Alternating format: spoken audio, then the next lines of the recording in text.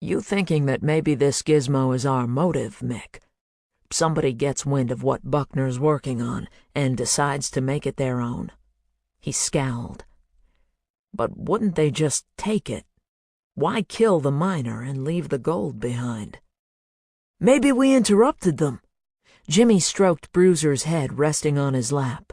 "You've seen the thing. Must weigh a couple 100 pounds, easy. Maybe they offed poor old Wally, then realized they needed more muscle or a bigger car. When they came back, they see the squad cars and flashing lights and drive right on by." "That doesn't smell right," Mort insisted. "Anybody who knows what this thing does knows how big it is. They'd bring what they needed to haul it out." "Unless they think they've already had what they wanted. Like I said, there are spots for handheld remote devices. Only the mothership was found." Mickey pulled out another file. "But if somebody thought they got what they needed by taking the remotes, they thought wrong. This machine records everything that's run through it." Both men knew Mickey turned pit bull working a case. Once she locked her jaws on a clue, she didn't let up until she chewed it raw. "It may be fancy in all its applications," Mickey told them, "but at its heart, it's a computer. I ran a forensic dig on its files. I found a lot of test runs. When I started looking at what had been erased or downloaded, the fun started." "Do tell." Jimmy leaned in close. "Like I said, everything the machine does gets recorded, whether it's produced by the mothership or one of the remotes. But I discovered that several long tracks of conversation manufactured by the machine were erased. They were more than erased. They were scoured, downloaded first, then erased, then scrambled in the trash file. Somebody went to a lot of trouble to make sure what was gone stayed gone."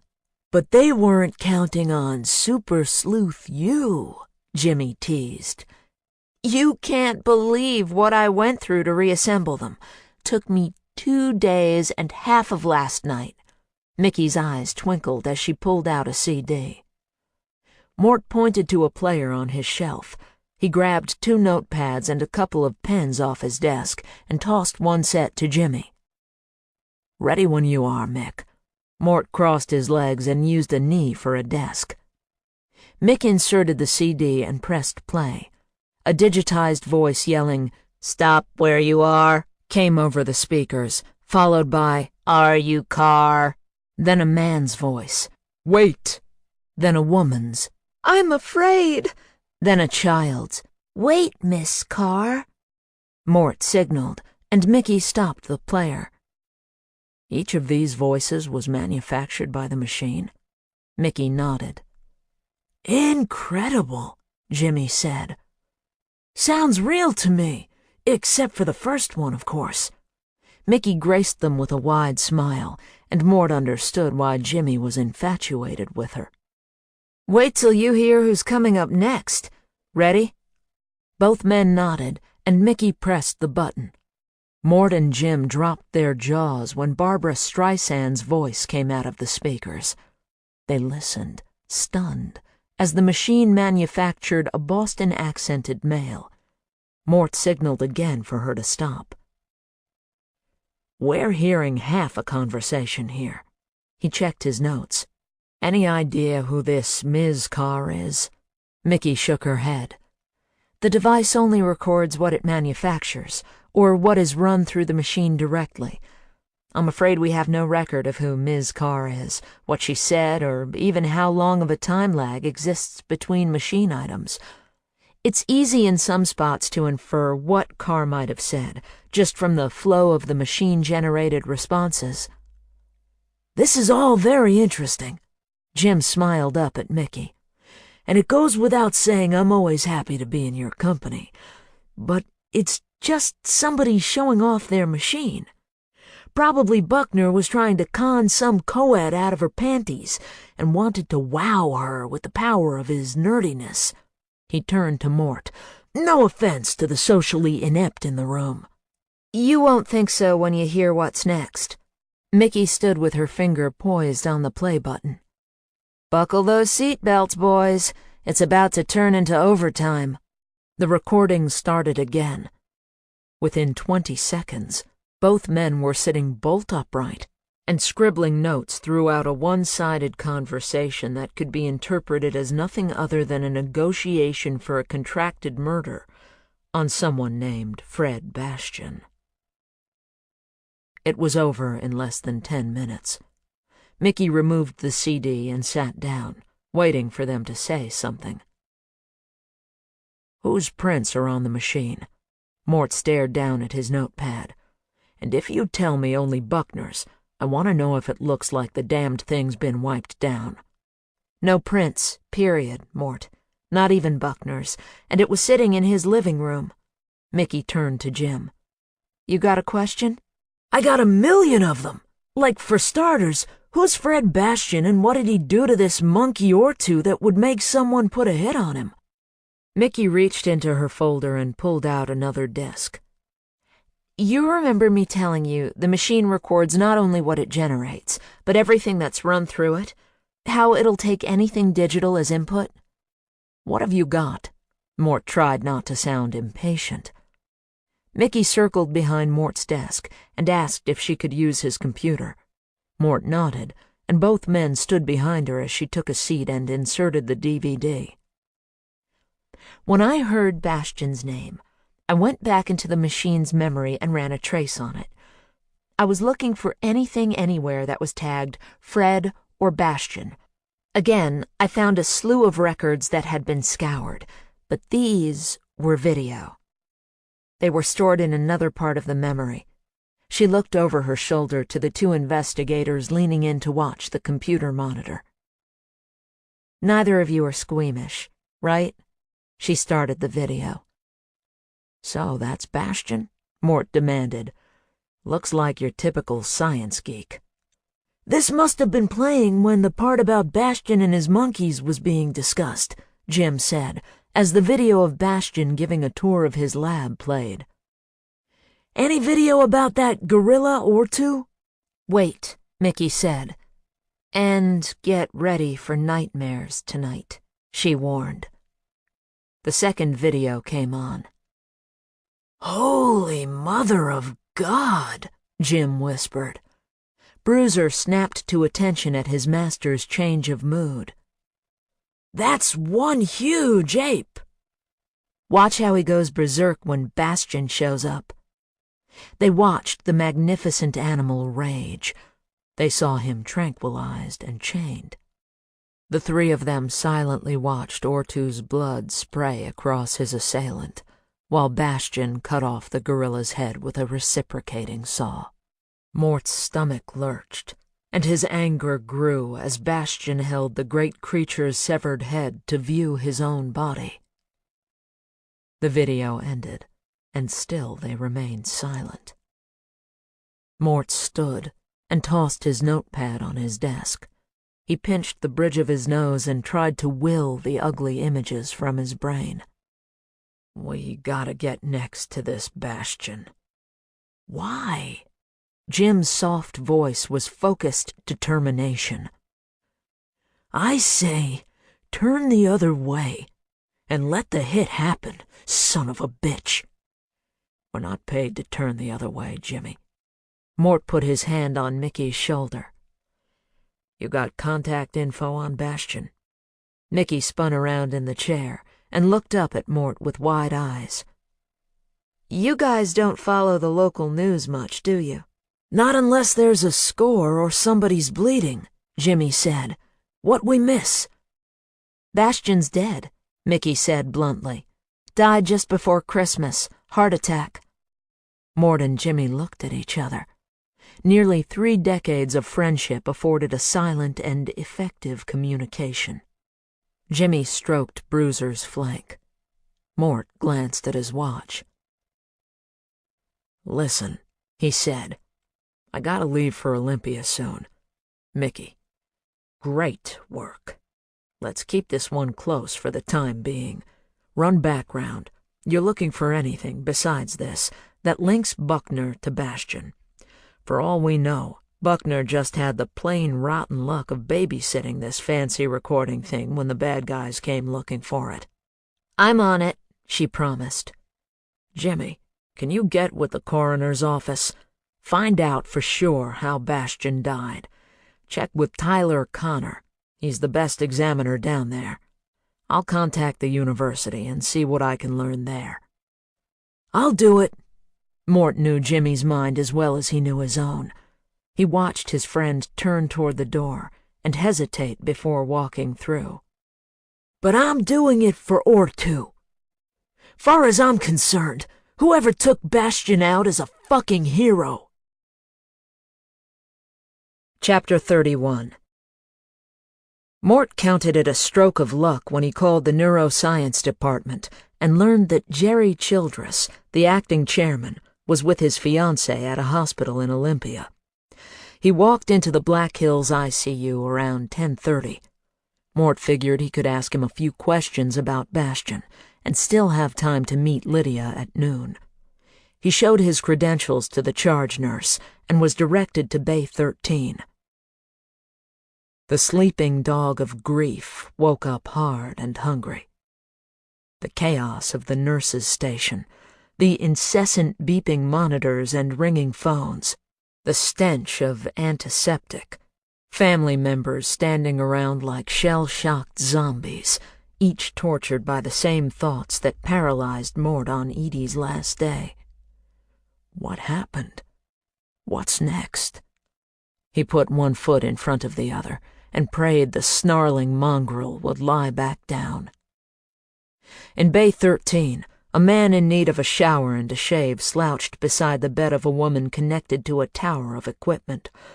As quiet and pale as death, the patient was still remarkably beautiful. Mort's eyes dropped to the ventilator tube protruding from her throat, saw the bruises, and didn't have to ask what happened. Mort knocked on the doorframe.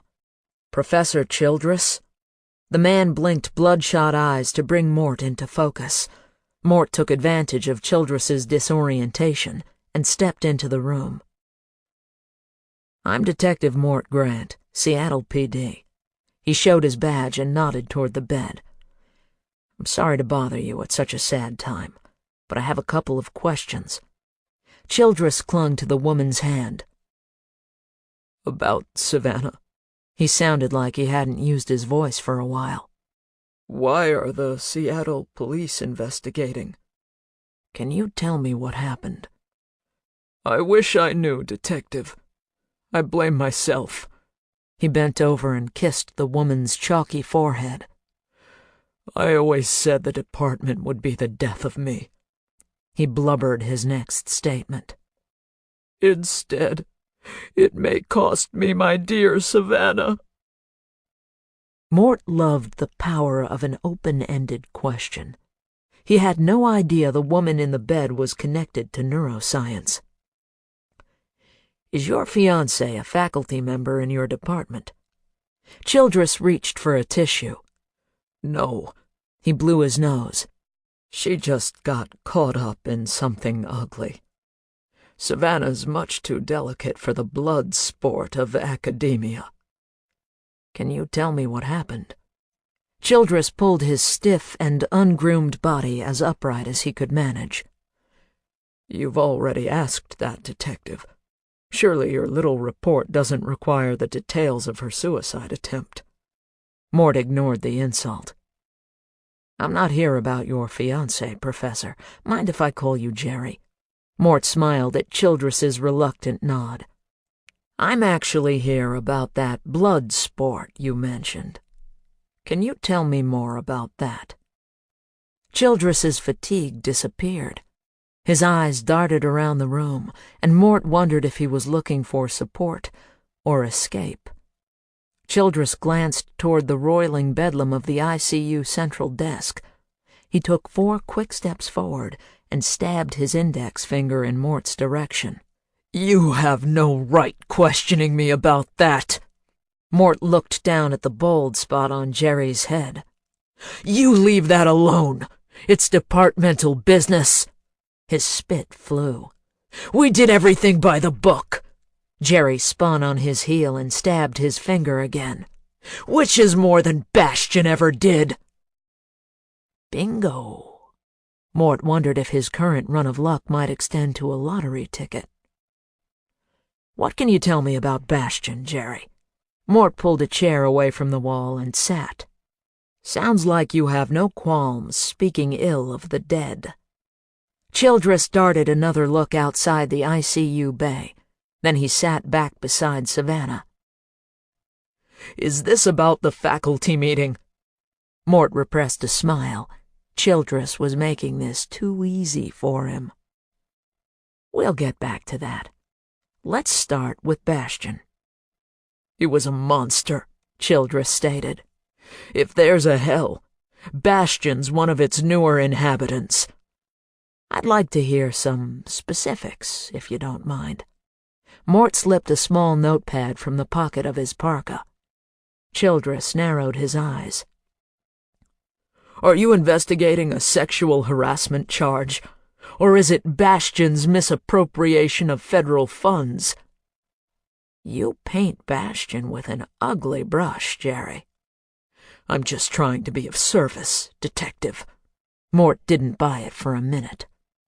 "Tell me specifically which of Fred Bastion's mountain of offenses you're investigating, so your time here may be efficiently spent."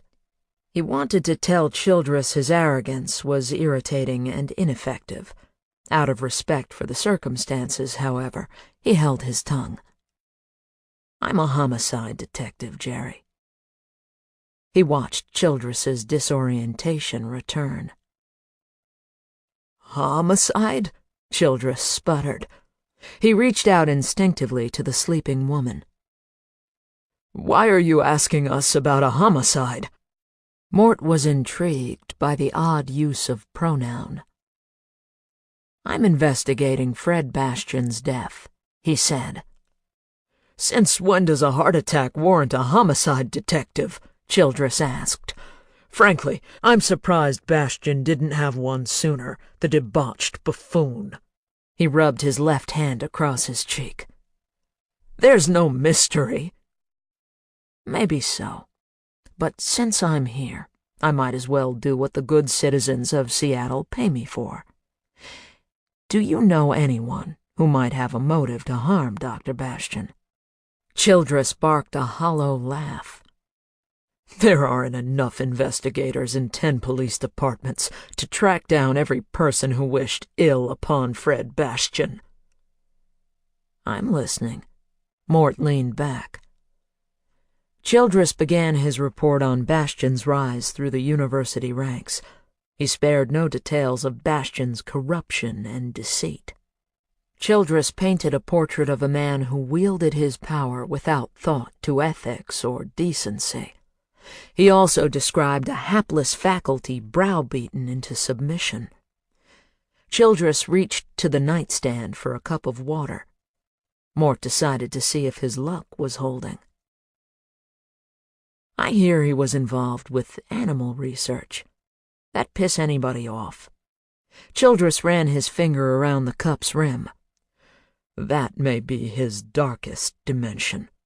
He looked up and Mort saw the disgust in his eyes. "We humans, we each played a part in our torment, condoning it in our own self-interested way. We kissed Bastion's feet to get promoted or published or simply to keep our jobs." He drained the cup and swallowed hard. "But the animals had no input. Their cages weren't money or prestige or a well-funded pension. Theirs were steel, triple-locked. They had no say in the torture and death Bastion handed them." Childress stared into his empty cup. When he looked at Mort, his voice was quiet but strong. "Yes, Detective. To use your vernacular, his work with animals pissed a lot of people off." Mort saw Childress's eyes look high and to the left. A brief look of surprise danced over his face. "Well," Childress turned to his bedbound fiancée. "It's a big day for visitors, my dear." Mort looked over his right shoulder.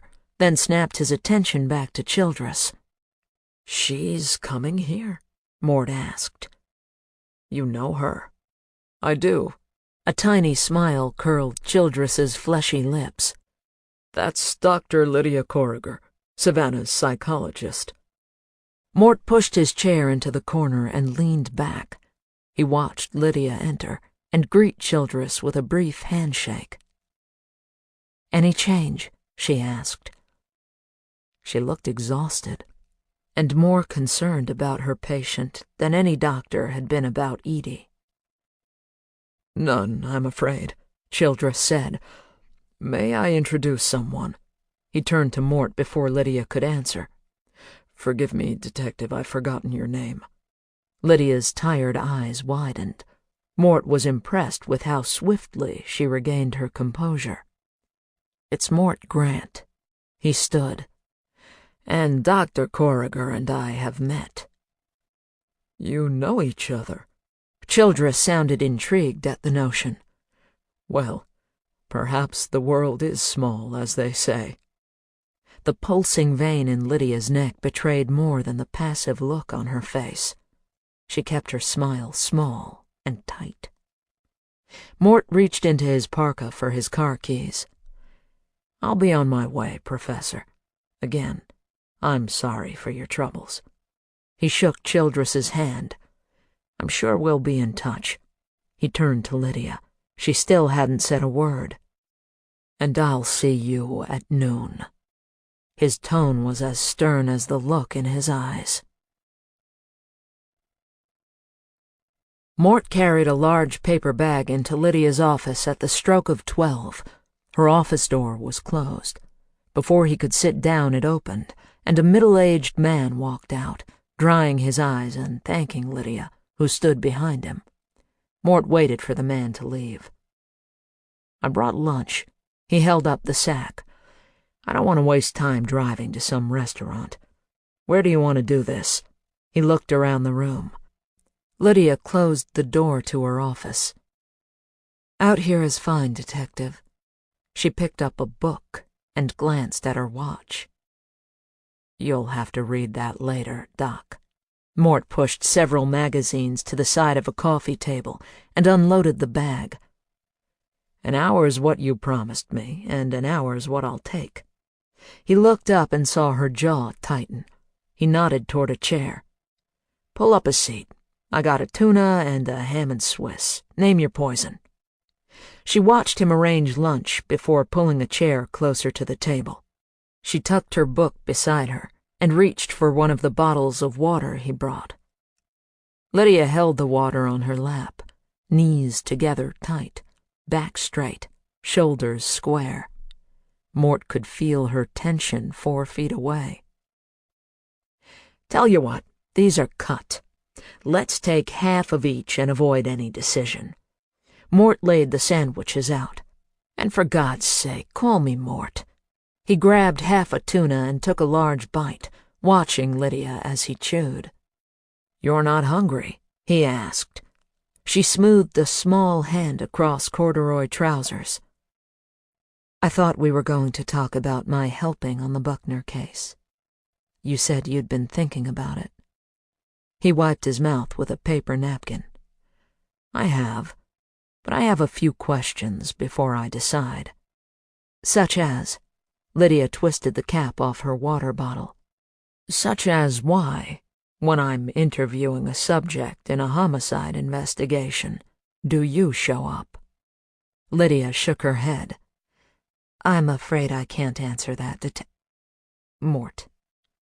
He watched her hand tighten around the bottle and softened his voice. "Lydia, Childress told me you were his fiancée's shrink. You're not violating any doctor-patient privilege." He put his sandwich back on the table and leaned forward. "I saw the rope marks on her throat. Is that what this is about? Is Savannah's suicide attempt the reason you want to help solve Buckner's murder?" Lydia's breathing eased slightly. "What are you implying?" Mort shook his head. "Don't play games with me, Lydia. We can't work together if you do." Something that looked like optimism flashed in her weary eyes. He scooted his chair closer to the table and leaned in. "Did Savannah tell you in session that she murdered Walter Buckner? Is that what this is all about?" She looked him in the eye. "No, Mort. Savannah did not tell me in session that she killed Walter Buckner." She held his stare for several heartbeats. He sighed and settled back into his chair. "But you think maybe she did." Lydia reached for a sandwich, took a bite of ham and Swiss. "Delicious, thank you. It's my favorite." "Yeah?" He took another bite of his own. "Well, don't start thinking I'm like you, some kind of mind reader observing God knows what little detail. I can't get clue one off you." Mort was relieved to see her give him a brief, but genuine smile. Maybe a more oblique approach was what he needed. He nodded to the book beside her. "What are you reading?" he asked. Lydia hesitated before reaching for it. "The Bluest Eye." She handed the book across the table. "It's a cautionary tale about the pointlessness of longing for what we can never have." Mort looked at the cover. "Toni Morrison, huh?" He smiled and gave the book back. "She's one of Edie's favorites, always trying to get me to read her." He shook his head and smiled. "I'd try, but her writing is major league, and I'm a farm team kind of guy." Lydia ran a gentle hand across the cover of the book. "But if you bring yourself to her, you'll read the most beautiful words ever written." She looked at the author's photograph and smiled again. "Obviously, Toni got something out of school that I didn't." Mort settled back. "This is nice." "What?" she asked. "Having lunch and talking. I like you much better when you're relaxed." Lydia's face clouded over. She straightened her spine, looked to the door, then down to her watch. "Ease up." Mort reached for a bag of potato chips. "If you're worried that I'm about to make a pass, you can get off that horse." He popped a few chips in his mouth. "First of all, I'm a one-woman man. Edie Grant's dead. That doesn't mean I'm one iota less in love with her than I was on the day we married. Secondly, I'm old enough to be your father. Well, almost." He took another chip. "I was just saying that if we're going to work together on this Buckner thing, I like this better than when you're so uptight I can hear you squeak." Lydia threw her shoulders back and inhaled sharply. Mort thought he saw a tickle of a grin on the right corner of her mouth. "Squeak?" she asked. "You can hear me squeak?" "All the way over here." He tossed a bag of chips onto her lap. "Thought it was my cheap shoes at first. But it's you." Lydia laughed. Mort got the impression she hadn't done that in a while. "Maybe I'll trot out my old jokes and give you the giggles some more." He waited a few seconds before asking his next question. "You and Savannah ever talk about Childress?" "I can't talk about anything therapy-related, Mort. You know that." Lydia took a long drink of water and followed it with a bite of sandwich. "But I can tell you I met Childress for the first time yesterday. I was surprised when he introduced himself as Savannah's fiancé." "Fair enough." He was happy to see her fear subsiding. "What's your read on him?" "Childress?" "Yeah. What's your great power of observation tell you about Loverboy?" Lydia smiled, and Mort watched her eyes dance in spite of their obvious weariness. He thought she could be beautiful if she loosened up, maybe use a little makeup, do something with her hair besides pulling it back in one of those scrunched-up thingamabobs. "I think he's pompous, rude, arrogant, and condescending. In a nutshell, scared witless and all wrapped up in his defenses. The kind of man who'll fight for power and hang on to it like a she-bear protecting her cub, because he knows no one will ever willingly give him any." She paused. And he's unhealthy, fleshy and greasy. He's spent a lifetime using fine wine and buttery French food as a substitute for human companionship. Mort wondered what Lydia used as her substitute. Wow, that's a lot from just one meeting. Lydia smiled. Like I told you, I'm good. Good enough to tell if he's capable of murder. The smile slid off her face. She crumpled the potato chip wrapper and laid it on the table. You think Childress killed Buckner? The vein in her neck throbbed. Her voice shrank to a whisper. Him? Take it easy, kid. I'm just asking. Mort was surprised at her hair-trigger fare. You want to ride shotgun with me, you're going to have to be brave. Lydia's face turned stony instantly. There's nothing wrong with my courage, detective. She reminded Mort she had a patient at 1 o'clock. He knew she'd retreated far enough that any more questioning would be futile. He tried another tack to lower her defenses. You don't mind my saying, you seem awfully upset about Savannah's suicide attempt. I'd have thought you shrinks had thicker hides than that, given the folks you work with. Her sway was nearly imperceptible. She stared into the distance, and Mort wondered if she was lost in grief or fatigue. Sometimes hides are thinner than we hope, she whispered. He shifted in his seat, pushing off a near-instinctive desire to tell her everything would be all right. Instead, he stood, gathered the lunch rubbish, and tossed it into the garbage can before pulling on his jacket. Lydia rose and walked him toward the office door. We'll work together on the Buckner case, then? She asked. Mort shook his head and smiled. You're a tough one, Lydia. Tell you what, next time you buy lunch, and we'll talk more about who killed old Wally. In the meantime, there's anything I should know, you'll call me, right? Lydia nodded. Thank you for lunch, Mort. He hesitated before leaving. And take care of yourself, will you? You look like you haven't had a good night's sleep in a week. She didn't answer. Mort sloshed through the melting snow and settled into his car. He stared back at Lydia's office and wished she'd tell him what had her so frightened. He pulled out his cell and punched number 3 on speed dial. Hey, Mort, Jimmy Davila answered. You get down to the coroner. Speak to Dr. Connor. Mort kept his eyes on Lydia's building. He hoped the rest of her day was easier than the morning had been. I did. He promised to run complete tox screen on Bastian's blood.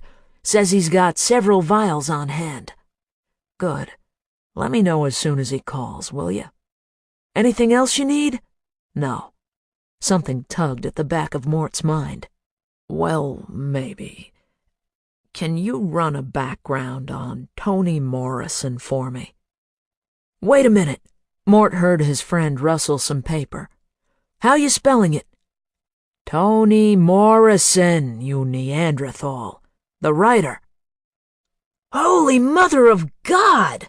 Jimmy sounded skeptical. You're not liking her for Bastian or Buckner, are you? Just Google her, will you, Jimmy? I'd do it myself, except I'm going to be on the road for the next hour. I'll see you when I get back. I'll be here, Jimmy said. Anything you need me to work with Mickey on? Mort clicked his phone closed and started the car. Chapter 32. Mort got back to the station around 2:30. Daphne let him know Jimmy was looking for him. Oh, and your son called. Said he tried your cell, but you didn't pick up. I was driving. Mort took the stack of letters and memos Daphne handed him. He didn't leave his name. Daphne looked worried. Mort smiled and wondered how she found her way to work every morning. Back in his office, he tossed the pile of mail on his desk and hung up his coat. He settled into his chair and dialed Robbie's cell. "Hey, Robbie, where is my wandering son today?" "I'm still in Miami, Dad. Listen, Martin told me how he contacted the fixer. His lawyer was squawking all the way, begging him to shut up, but I guess he figures he's already sunk." Mort reached for pen and paper. "I think these guys enjoy the attention they get by spilling their guts, even if it makes them look dumber. And what the hell are you still doing in Miami? Claire's going to skin me alive for keeping you gone." Robbie chuckled. "You worry too much.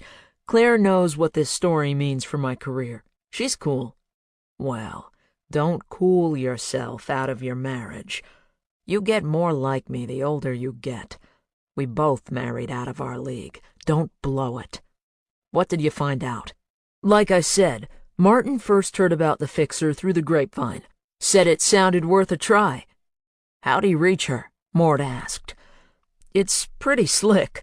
Martin said you put an ad in 3 different classifieds: the New York Times, Rolling Stone, and USA Today, first Thursday of the month. You say you're looking for someone to help translate an old family cookbook, and you leave your contact information. Said it took 4 days. Mort was scribbling his notes.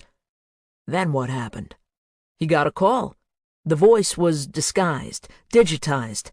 Mort huffed. "A lot of that going around these days." "Huh?" Robbie asked. "Nothing. Another case I'm working." "Then what?" "Martin arranged a meet. Hot tub of some hotel near Miami International. He wasn't expecting a woman. You know the rest." Mort sat still for a moment. "You checked out these papers." "The minute I left Martin." Robbie sounded like he did when he was 9 and Mort brought him home that second-hand bicycle.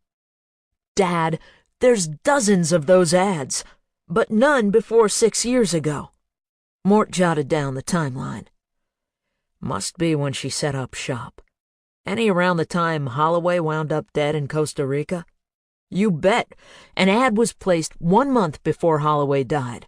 Martin's ad was 7 months before that." Mort looked at his notepad, filled with dates and leads. "Well, I'd say brick by brick you're building a strong case that Holloway was murdered by this fixer woman. Any idea who hired her?" "After Holloway's scheme was exposed, I'd bet there were at least 50 people who'd hire someone to take him out." "You're probably right." Mort remembered Jimmy saying whoever hit Bastian was a saint. "Keep digging. In the meantime, save your old man some trouble, huh?" "Name it." "Give me the dates of the last 6 ads. Let me see what I come up with." "I was hoping you'd say that. Got a pencil?" Robbie asked. "Ready when you are." Mort started writing. When he was finished, he asked his son for an update on the girls. He hung up smiling about Hayden and Hadley's latest shenanigans. Mort kept his hand on the phone while he whispered a quiet prayer for his own daughter. He took a deep breath, shook his concerns back to a corner of his brain, and called Jim Davila. "You up there alone?" Jimmy asked. "You mean, is Mickey with me?" "When are you going to stop tripping over your own dick and realize she already loves a guy your age?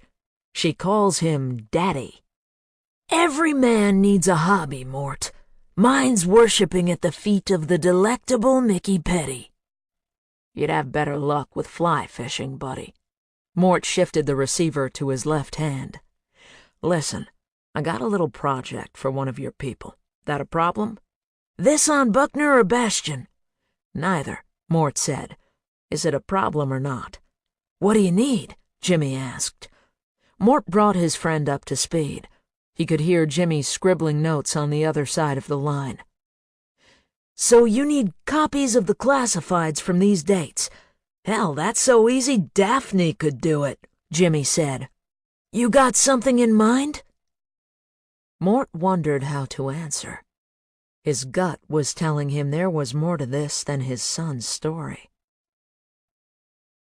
"I'm doing Robbie a favor, is all," he said. I'll use the same rookie who pulled the stuff for your book report." Jim grunted out a laugh. That ought to keep her wondering why she wanted to join the exciting world of forensic investigation. "What are you talking about? What book report?" Mort asked. "You asked me to run Toni Morrison. You getting Alzheimer's early, Mort?" "Oh, for the love of God, Jimmy." Mort closed his eyes and pinched the bridge of his nose. "I asked you to Google her, not run her. She's a freaking Nobel Prize winner." "Relax, slip of the tongue." Jim chuckled, and Mort wished he was in the room, close enough to smack. "I meant Google. Got the stuff right here." Mort heard papers shuffling. "What do you want to know? Hey, you know she hangs with Oprah? You're swimming in the deep end of the estrogen pool now, my friend. Let's see. First novel published in 1970. Won the Pulitzer Prize in 88. The Nobel in 93, but you already knew that." "What about where she was born?" Mort said, interrupting him. "Where she grew up, you get that?" "Let me see." More paper shuffling. "Here it is. Born Chloe Anthony Wofford. Says here she was raised in Lorain, Ohio." "Your folks got time for a fishing expedition, Jimmy." "Haven't you heard? Seattle's murder rate is in a decline." "Great. Can you run a Lydia Corriger in Lorain, Ohio?" Mort spelled the names. "Let me know what you find." "You mean Google or run?"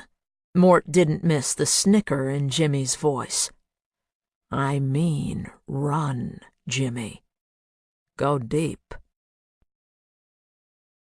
Chapter 33. Lydia poised her small scissors over the bonsai plant and contemplated her next slice. This one was her favorite. Something about the bend in the uppermost branch captivated her spirit and held her heart. She'd been grooming it nearly 3 years. Cut by cut, snip by snip, the tiny tree had revealed its elegant perfection. For 20 minutes she tried to give her mind over to the process, trying to focus on nothing more than shape and color. But the pleasure of mindful discipline proved ineffective. Searing visions of Savannah lying still and pale in the ICU charred her memory. Innocent little Greta, grown into wounded, lovely Savannah, floating between life and death, because the one person she dared hope would save her couldn't. She set her scissors down and forced her focus on the meeting with Mort. He brought her favorite sandwich. Lydia smiled when she remembered his description of his one true love. She liked the way he made fun of himself about the Morrison book, saying he was too dumb to read it. She knew anyone who underestimated Mort Grant's intelligence did so at their peril. She'd not make that mistake. He said it was nice having lunch with her. Lydia grabbed the scissors, resumed her pruning, and banished the pleasant notion. Memories of how it all started barged into her consciousness. She shook her head and recalled herself as a hopeful new psychologist, bound to rid the world of the evils she'd experienced, determined to fix things. But as good a therapist as she was, it wasn't enough. Power rolled over the innocent, and justice was absent. Lydia looked at her reflection in the darkened window and saw the face of failure. She couldn't stop evil. She couldn't save Savannah. All her efforts had been meaningless. It was time to stop. Let the wickedness of humanity find another champion. Lydia put her pruning gear away and made the rounds of her house, checking each door and window to make sure the locks were tight. Along the way, she clicked off lights until only the lamp on her bedside table was lit. She tossed several pillows to the floor, folded the heavy damask duvet to the foot of the bed, pulled back the blanket, and stumbled back in surprise. A red envelope screamed against the white sheet. Bile rose in the back of her throat. The icy grip of terror held her as she reached for the offending missive. She slipped a finger under the sealed flap and withdrew a Valentine card. Roses and cupids encircled a glittered heart. Lydia opened the card, and dozens of photos of Cameron Williams spilled across the bed, none larger than her thumb. Malevolent confetti celebrating a morbid expectation. She brushed them clear and read the green-inked message inside the card. Happy Valentine's Day, Fixer. Lydia dropped the card and spun around, knowing she'd find nothing. She opened the drawer of her nightstand. The 9mm Luger semi-automatic was exactly where it should be. She picked it up and checked the magazine. Loaded. She turned the pistol over, and anger replaced fatigue. A small sticker decorated the grip. A tiny pink heart bearing the inscription, "Thinking of You," in green ink. The bedside phone rang. Lydia glanced at the clock. Nearly 11 o'clock. She grabbed the phone, held it to her ear, and waited for private number to start a Streisand-voiced taunt. "Dr. Corriger?" a female voice asked. Lydia said nothing. "Hello, is anyone there? This is Dr. Nancy Tesler, calling for Dr. Lydia Corriger. Do I have a connection? Hello?" Lydia blinked her mind clear. "Yes, Dr. Tesler, I'm here. Is this about Savannah?" The ICU attending's voice softened. "Yes." Her pause told Lydia all she needed to know.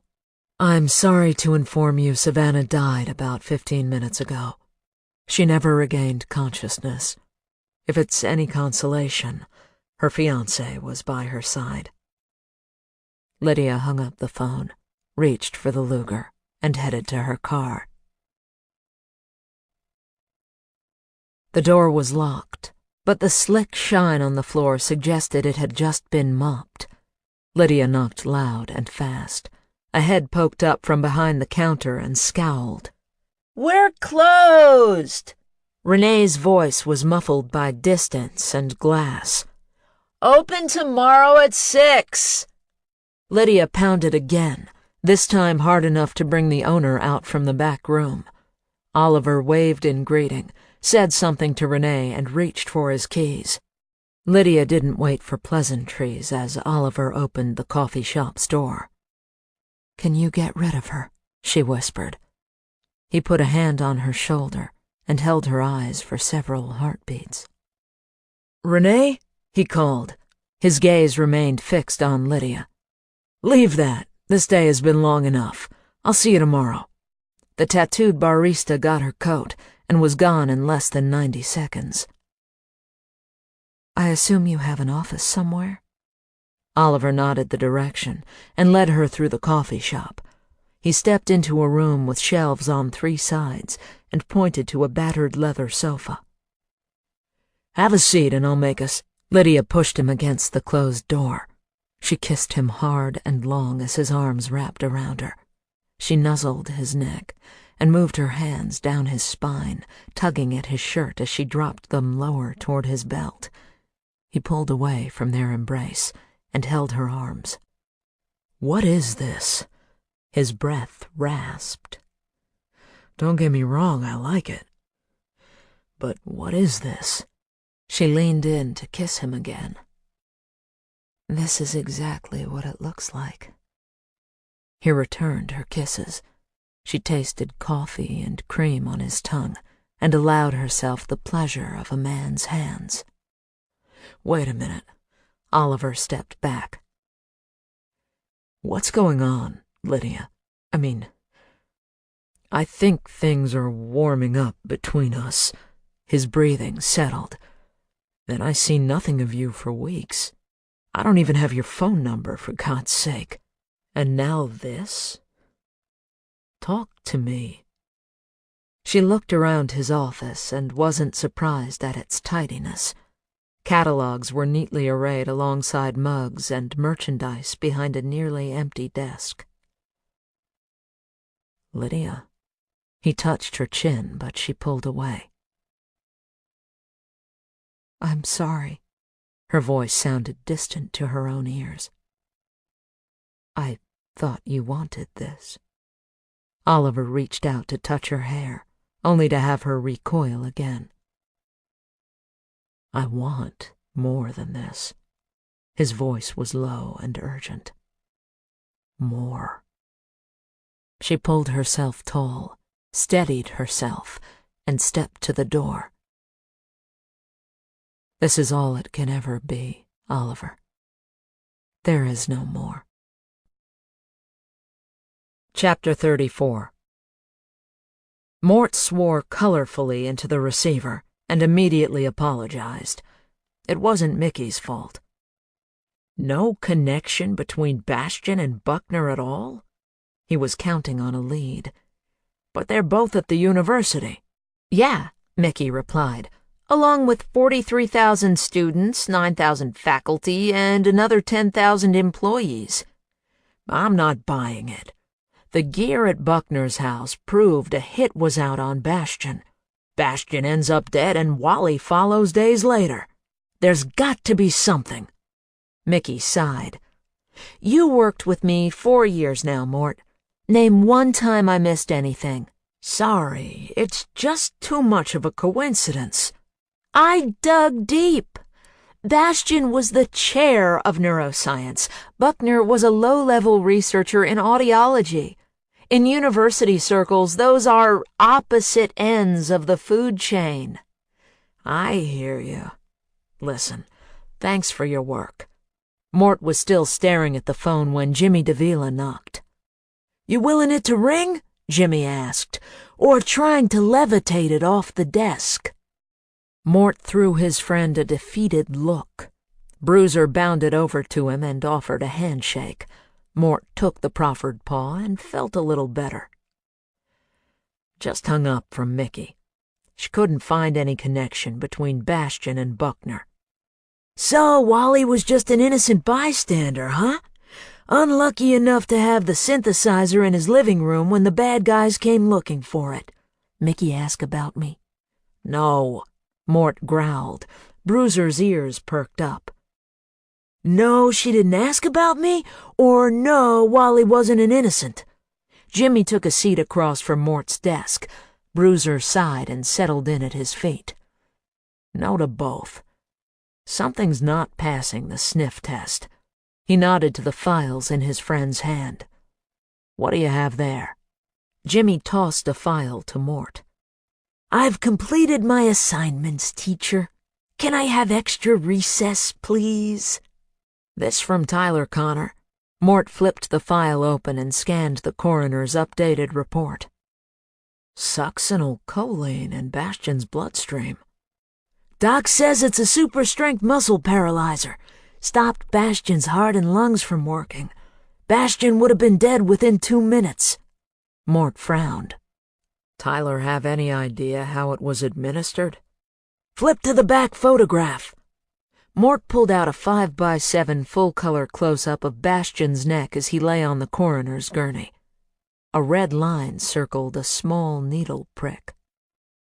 The medical examiner on the first report didn't mention it when the meat wagon brought Bastian in, Jim said. Doc Connor took one look at the morgue photos and found it right away. 2 minutes is a long time, Jimmy. Somebody jams a needle in my neck. I'm going to fight. We got pictures? Jimmy tossed another file folder onto Mort's desk. A few. Bastian's fiancée found him and called it in. There was no reason to believe it was anything other than a routine heart attack. The scene wasn't processed. This fiancée got a name. Mort flipped through the 6 photos. He saw a comfortable, masculine room. A large potted poinsettia suggested Christmas. Nothing appeared out of place. Could she have injected Bastian? and tidied up the room before she called 911. "I don't think so," Jimmy answered. "Doc Connor says Bastian's muscles would have been paralyzed in a heartbeat. He'd be conscious for a while, but unable to move." So, his killer would have a captive audience for 2 full minutes. Mort closed the file. Like I said, that's a long time. The synthesizer's recording put the hit as retaliation for what Bastian did to his lab animals, especially that gorilla. Jimmy's face turned grim. "His name was Ortu." Right. Maybe our killer wanted the 2 minutes to torture Bastian. "Then why not cut off his head, tit for tat? I know I'd be tempted." "You got blood, you got police. The killer wanted us to think Bastian died of natural causes. Get a team into that room, Jimmy." "Per usual, I'm 1 step ahead of you, buddy.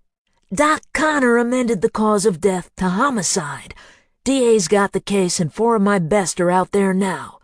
According to the fiancé, the room's not been entered since the ambulance took Bastian on the night he died."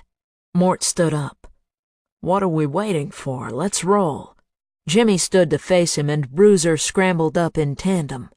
"I got my team on it." He held out the thick file remaining in his hand. "Like I said, I got all my homework done. I found your Lydia Corriger." Mort took the file. "She a friend of yours?" Jimmy's voice signaled Mort wasn't going to like what he found. "More like a puzzle. A psychologist wanting to help with the Buckner case. Mickey found MapQuests to her house on Buckner's computer. My radar's up, that's all." Jimmy turned for the door. "It's ugly. I suggest you read it sitting down. I'll head out to Bastian's. Join us when you're done." Mort closed the door behind him, returned to his desk, and opened the file. The first 2 pages duplicated what he already knew about Lydia. Honor student through UPenn and Carnegie Mellon. Dissertation won a national award. Mundane information about her life in Olympia. Copies of legal documents followed. Court records granting the petition of Peggy Denise Simmons to legally change her name to Lydia Justine Corriger. Filed and granted on her 18th birthday. Mort swallowed hard and hoped he was wrong about why a young girl would want to change her name the first moment the law said she could. He took a deep breath and read on. Peggy Denise Simmons was born to Edith Louise Comstock in a charity ward in Lorain, Ohio. No father was listed on the birth certificate. Police records documented 8 calls to 3 addresses linked to Edith Louise. The last one resulted in an ambulance taking Peggy, emaciated and limp, to the emergency room of the same charity hospital where she was born 11 months earlier. Tests of the near-dead toddler revealed 4 broken bones, scarring from cigarette burns, and signs of internal bruising. Police were summoned. They questioned a belligerent Edith, who described the child as nothing but trouble. Edith threatened to pee her pants if the officers didn't allow her to go to the bathroom. They did, and Edith was never seen or heard from again. Mort flashed on Allie, so close in age to Lydia. He remembered her first few months at home. He breathed deep, and his memory sent him the powder-soft scent of her infancy. He closed his eyes and saw the yellow and green nursery Edie worked so hard to get right. The pastel-plaid bunnies standing guard over her crib. The white wicker rocker where mother and daughter cooed to each other for hours. A tear formed in his left eye, and he let it fall. For Lydia and Allie both. Mort read the chronology of chaos that documented young Peggy's first few years. a series of short-term foster homes, none lasting longer than 3 months. Social workers documented a long-term foster placement when Peggy was 5. She was removed when her kindergarten teacher reported Peggy coming to school hungry, unwashed, and bleeding from lash marks on her legs. A third of the way through, he needed a break. His jaws were clenched so tight he could hear his teeth grinding. The description of abuses heaped upon the little girl made Mort wonder how Lydia survived. He walked down the hall and poured himself a cup of near-rancid coffee, hoping to scour away the bitterness in his throat.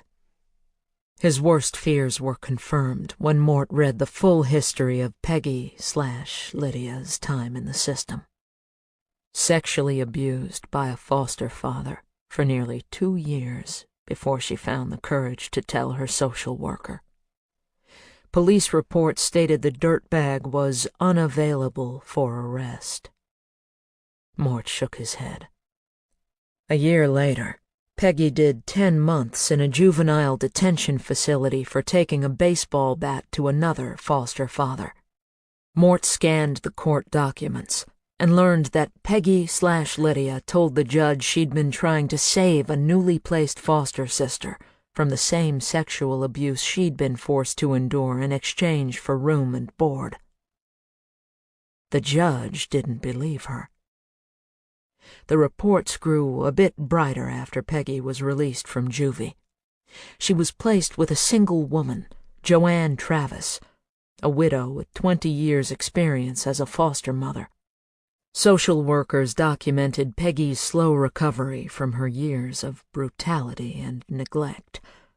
Her grades in school were excellent. Her relationship with Mrs. Travis was described as close and warm. She was provided therapy. Mort wondered if that drove Lydia's decision to become a psychologist. Peggy's nest of safety disappeared during her senior year in high school, when a drunk driver trying to outrun a police cruiser took a corner too fast, jumped a curb, and hit Peggy and her foster mother while they stood waiting for a bus. Peggy's injuries were severe enough to put her in the hospital for 2 weeks. Mort read the physician's report that speculated Peggy/Lydia would have been killed had Joanne Travis not stepped in front of the girl to take the brunt of the impact. Mrs. Travis was killed instantly. Jimmy had included newspaper reports covering the case. The drunk driver turned out to be the police chief's nephew. He pleaded no contest to a charge of operating under the influence and was offered the opportunity to expunge his record if he attended alcohol education classes. 3 social workers' reports completed the file. They described a distant and grieving girl who isolated herself from her next foster mother. Reports from Southview High School indicate she remained an excellent student, graduated at the top of her class, and secured a full scholarship to the Ivy League. She aged out of the foster system and marked the occasion with a visit to the courthouse. Peggy Denise Simmons became Lydia Justine Corriger. Mort had no idea where Lydia or Corriger came from, but he felt certain he knew where the middle name was born. Finally, she had her justice. He leaned back in his chair, closed his eyes, and tried to make sense of the past few days. His mind flashed to an image of Savannah Samuels in the ICU. What had she done that drove her to hang herself on Lydia's office porch? Jerry Childress linked Savannah to the neuroscience department. That put her at most 1 degree away from Fred Bastian. Mort recalled Childress telling him Savannah had been terribly upset when Buckner was murdered. Had Lydia lied to him when she said Savannah never told her she killed Buckner? His gut and his brain both screamed for attention.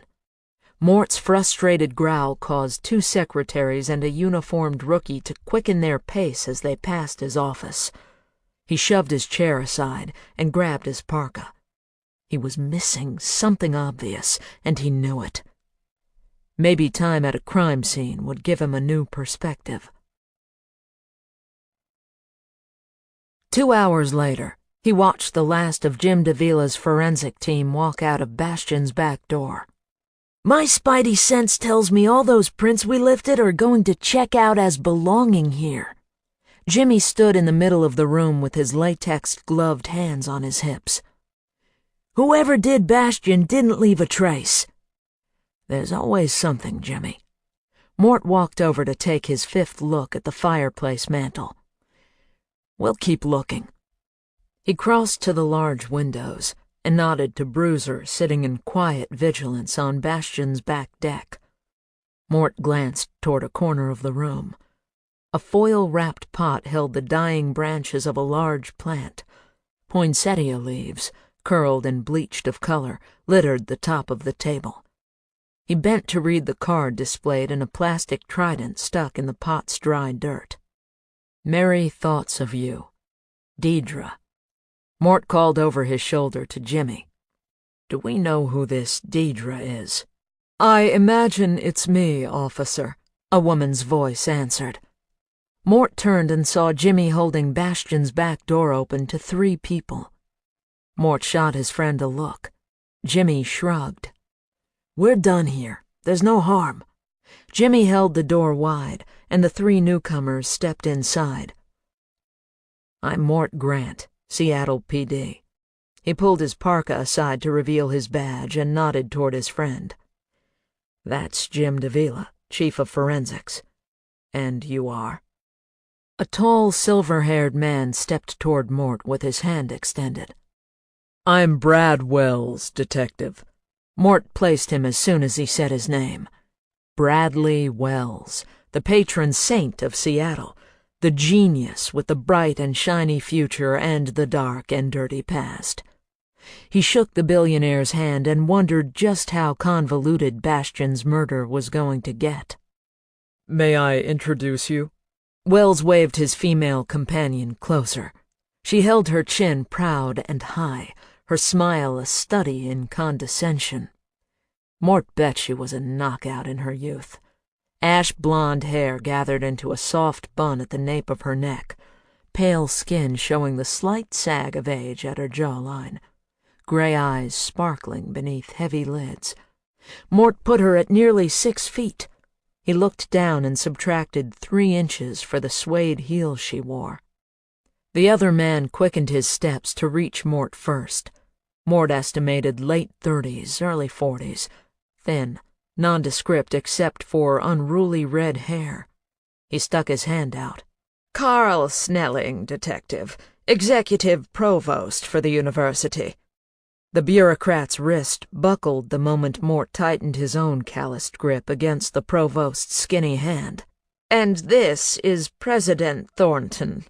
Snelling nodded toward the woman standing next to him.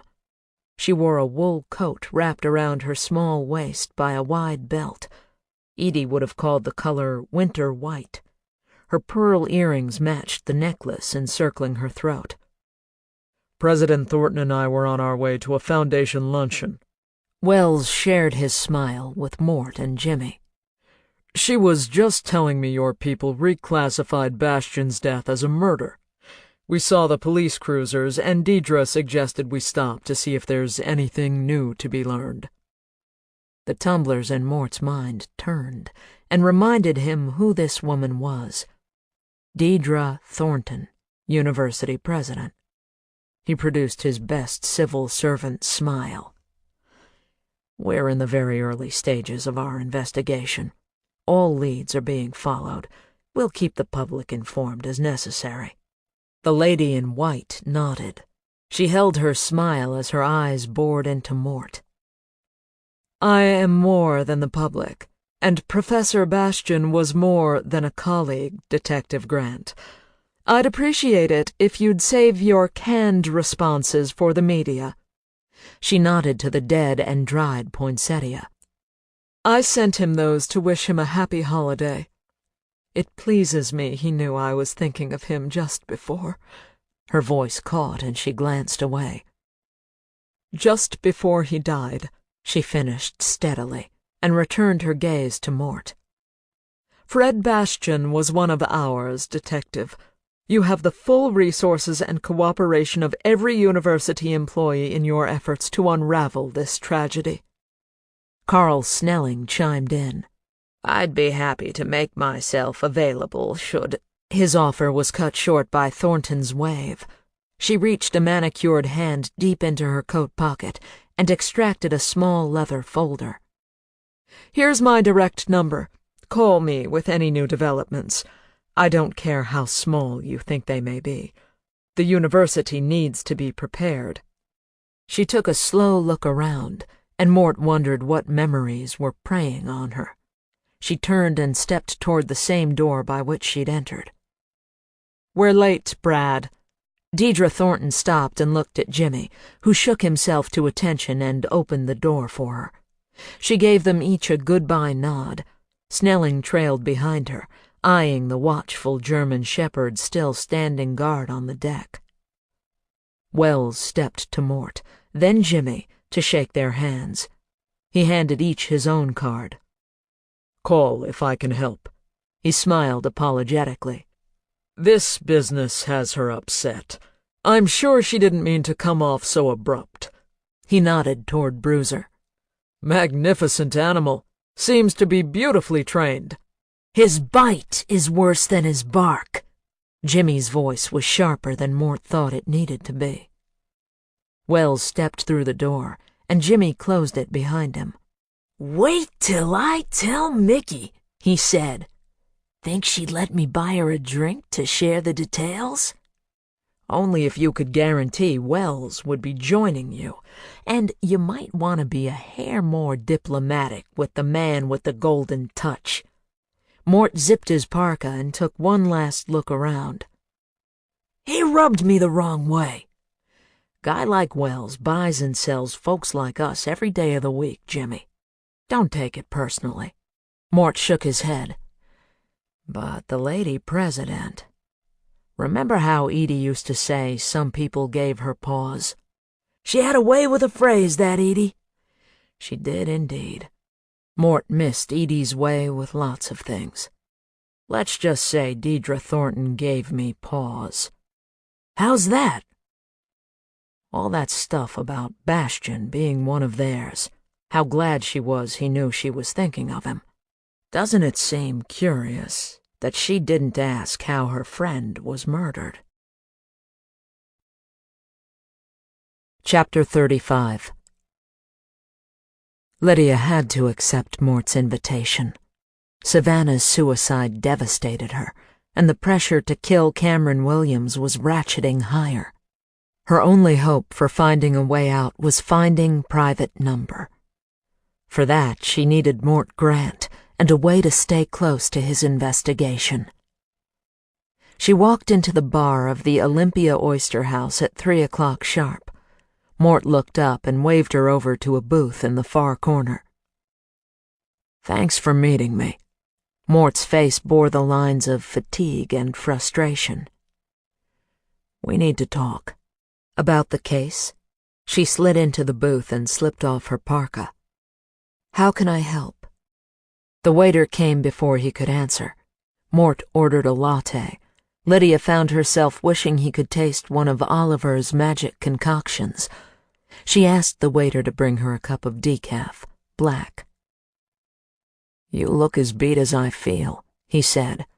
"You're off duty, I hope." "I'm fine." She liked the way he was with her. Relaxed, not afraid to show his weariness. "What are we talking about?" "You." He leaned back against the leather upholstery. "I didn't want to do it over the phone." He rubbed his hand over his face, and Lydia's pulse quickened. "When you came to my office, wanting to get involved with the Buckner investigation, my radar went off." He looked her hard in the eye. "I knew you were lying. I just didn't know why." Lydia glanced around the room and located the 3 nearest exits. "I told you, My reasons for wanting to be involved are my own. I hope you can respect that." He held her gaze. "It's time to stop the bullshit, Lydia." His voice was a notch above a whisper. "You're not Nancy Drew. You're not Lois Lane." He shook his head. "And Lord knows I'm not Superman. But right now I'm all you got." The arrival of their coffees allowed her a moment to think. Her heart was hammering. Mort waited for the server to leave before asking his next question. "You think Savannah killed Buckner, don't you?" Lydia checked his face for deception and saw none. "I don't know what you're talking about." "That's more bullshit." His tone was matter of fact. "I'm a cop, Lydia. I'm investigating a murder. The time for secrets is long gone. Tell me what you know about Savannah's role in all this." She kept her eyes away from his, ran a hand over the heavy linen tablecloth, and calculated her next move. "Lydia, this thing with Buckner is bigger than you know, and I'm afraid if you go it alone you're going to end up hurt. Maybe worse." Mort crossed his arms on the table. "Here's how it looks on my end. Tell me where I'm wrong." Mort shifted toward her. "Buckner's murdered. You come to me out of the blue wanting to help. Next thing I learn is Buckner's been map-questing directions to your house and office." Lydia took in a sharp breath.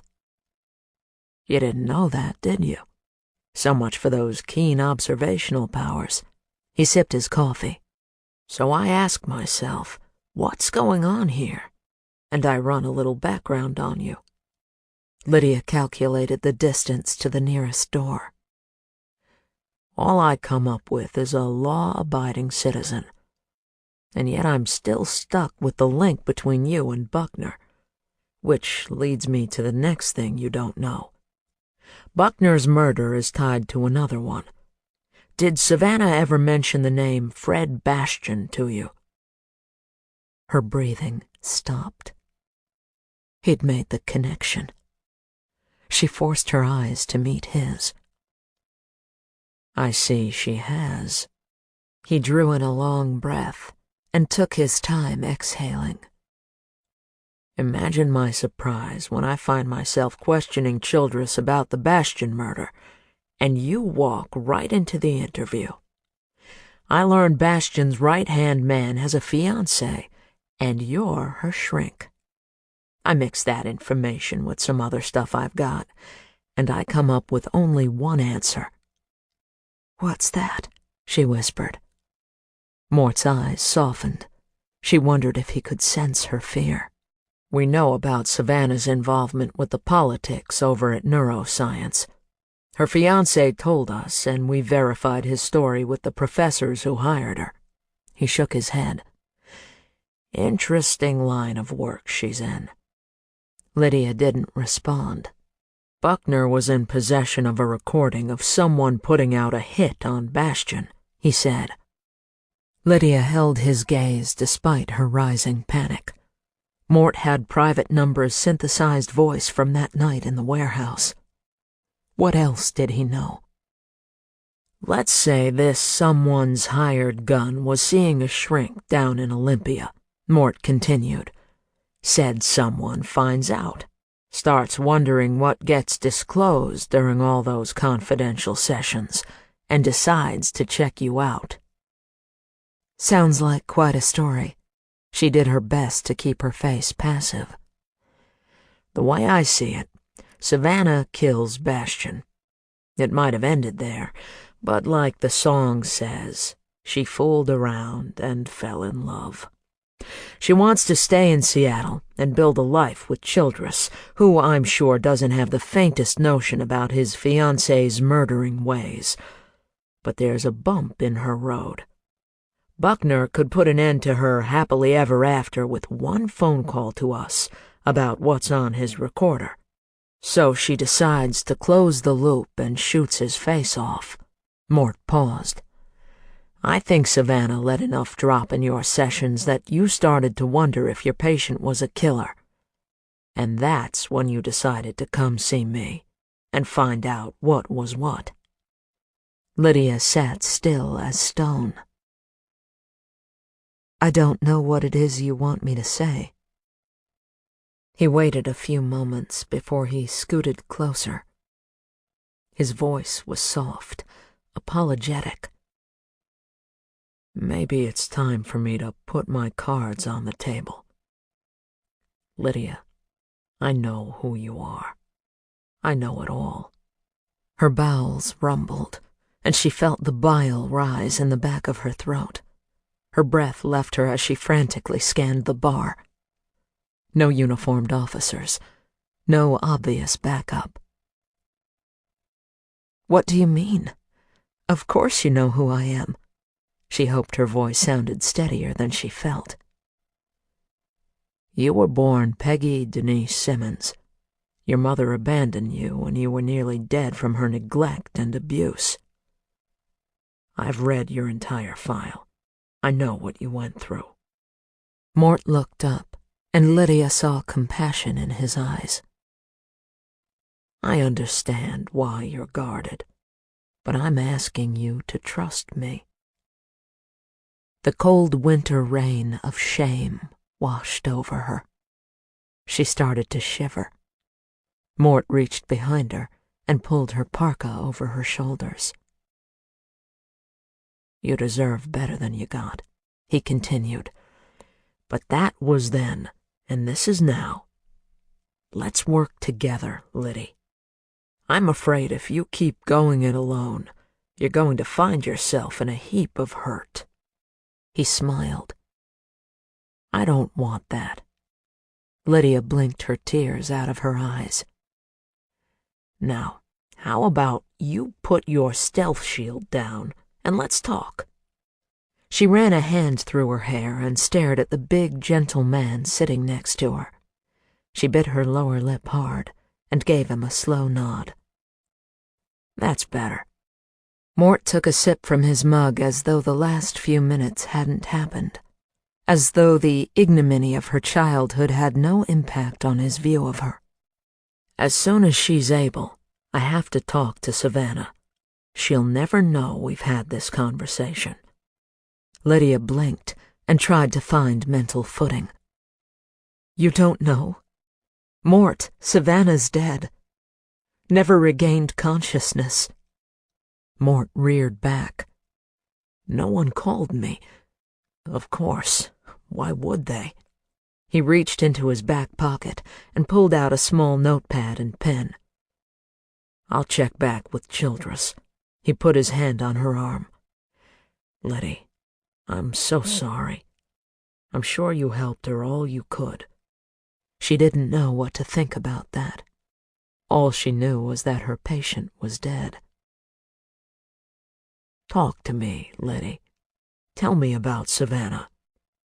Lydia looked down at her hands and contemplated the gravity of revealing a patient's confidence, especially Savannah's.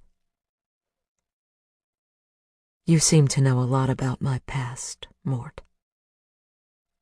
Did you learn about my time in juvenile hall?" He set his notepad aside, his voice soft again. "I did. Your record says you took a baseball bat to your foster father. He was raping a 6-year-old at the time. Yeah, I got that. The judge didn't believe you." She looked up at him. "Do you?" He met her gaze. "Yes."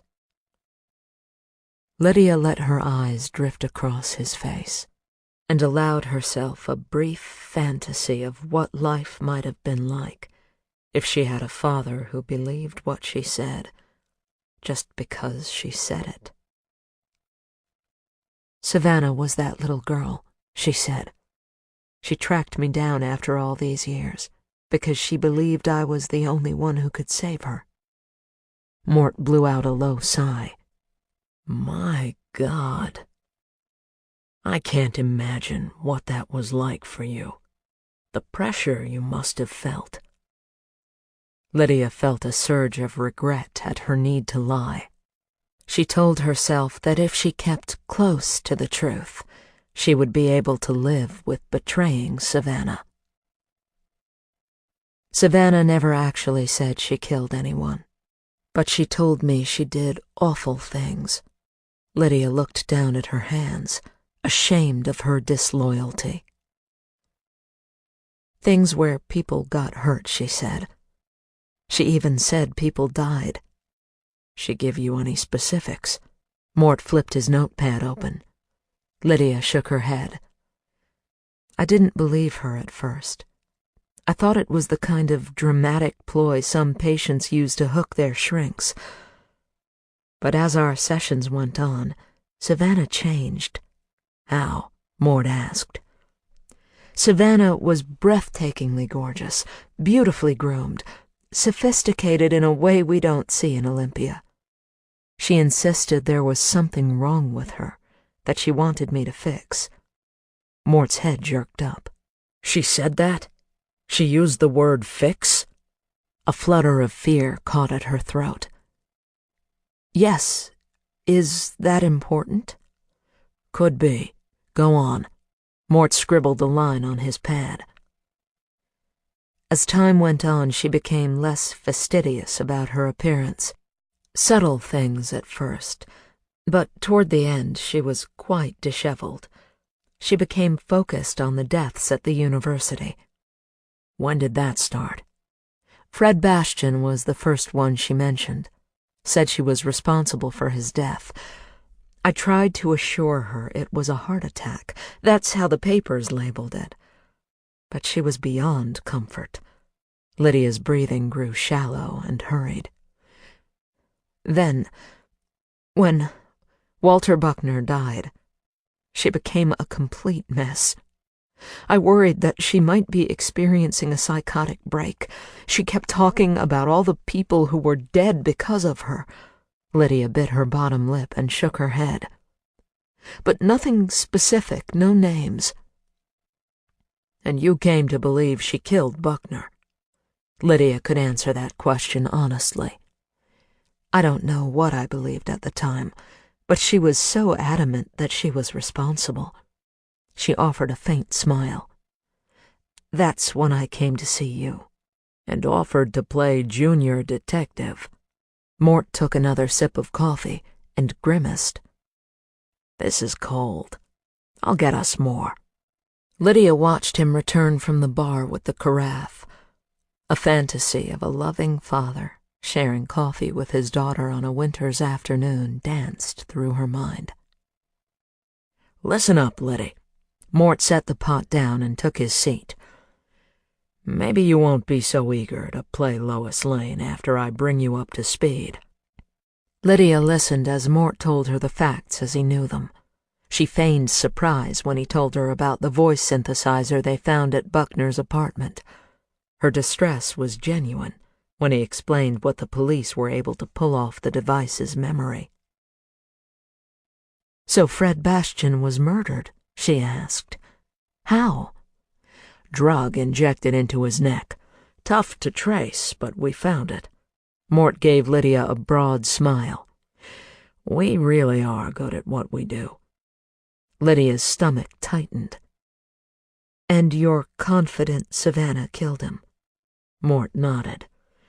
Remember when I asked you if Savannah used the word fix when she came to you?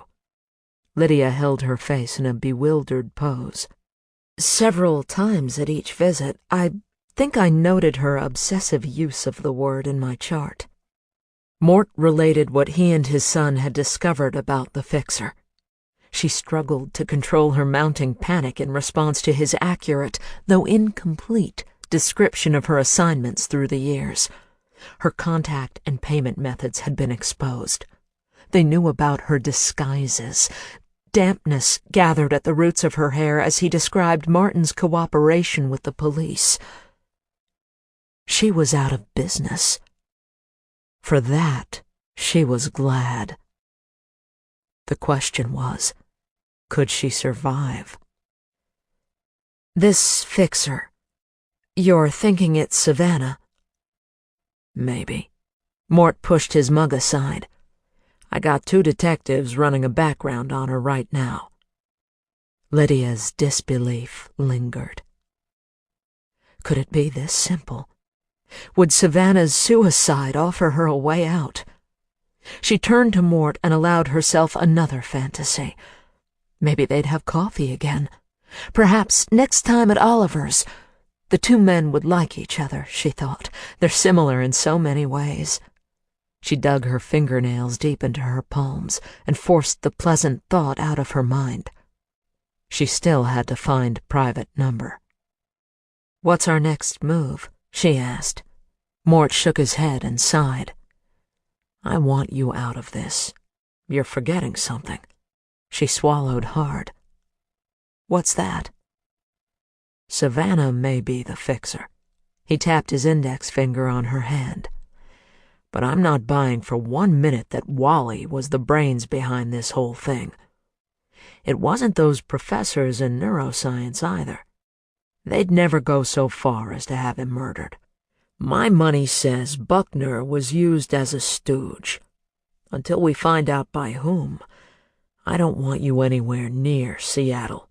Remember, whoever hired Savannah knows you were her shrink." Lydia focused on Mort's finger, curled around his mug again, and thought about the warmth of Oliver's hands. Many had touched the fixer. That was part of the job. But their touches were different. A concerned father driving home an important point to a daughter he worried about. A kind beau hoping to be more. She shook her head clear. "I hope you'll keep me posted." Mort's smile was warm and wide. "I'll let you know when the coast is clear. Oh, I almost forgot." He fumbled in his pants pocket and pulled out a long strip of leather with a wooden whistle attached. "I made this for you." Lydia hesitated before reaching out for it. She turned the small trinket over in her hands, examining the first gift she'd received in years. "You made this?" The tightness in her voice was genuine. "For me?" Mort pointed to the slot of the whistle. "See that little ball in there? It makes the whistle loud. You blow this baby and people will come running." "How do you get the ball in there?" Lydia looked closely for a glued seam. Mort shrugged. "Used to be all in one piece. I just freed it, bit by bit, whittling away until it broke free. Now it dances on its own." His pride brought a smile to her face. "Go ahead, try it."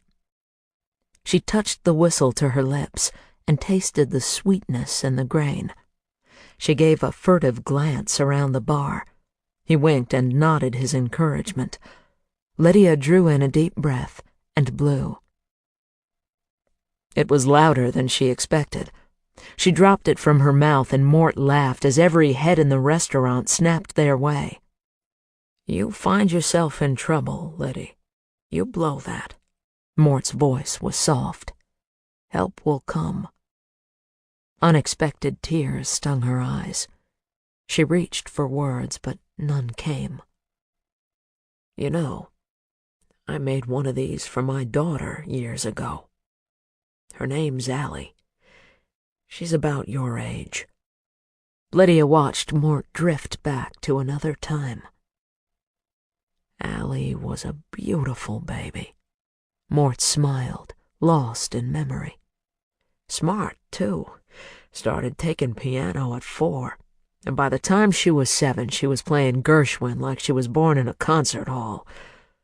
She turned 21 2 days after she graduated from college." Mort stared into middle space. "She was our shining jewel. But she was restless. No job could hold her interest. No man could either. She was always looking for the next big thrill. It was like watching a Formula One race car speeding straight for a cliff." Lydia sensed a shame come over him. "A couple of years ago, A buddy of mine from the department, Dave Fresnel's his name, heads the drug unit. He's at our place having dinner with me and Edie when he gets a call that a house they've been watching just received a major shipment. Heroin and cocaine both.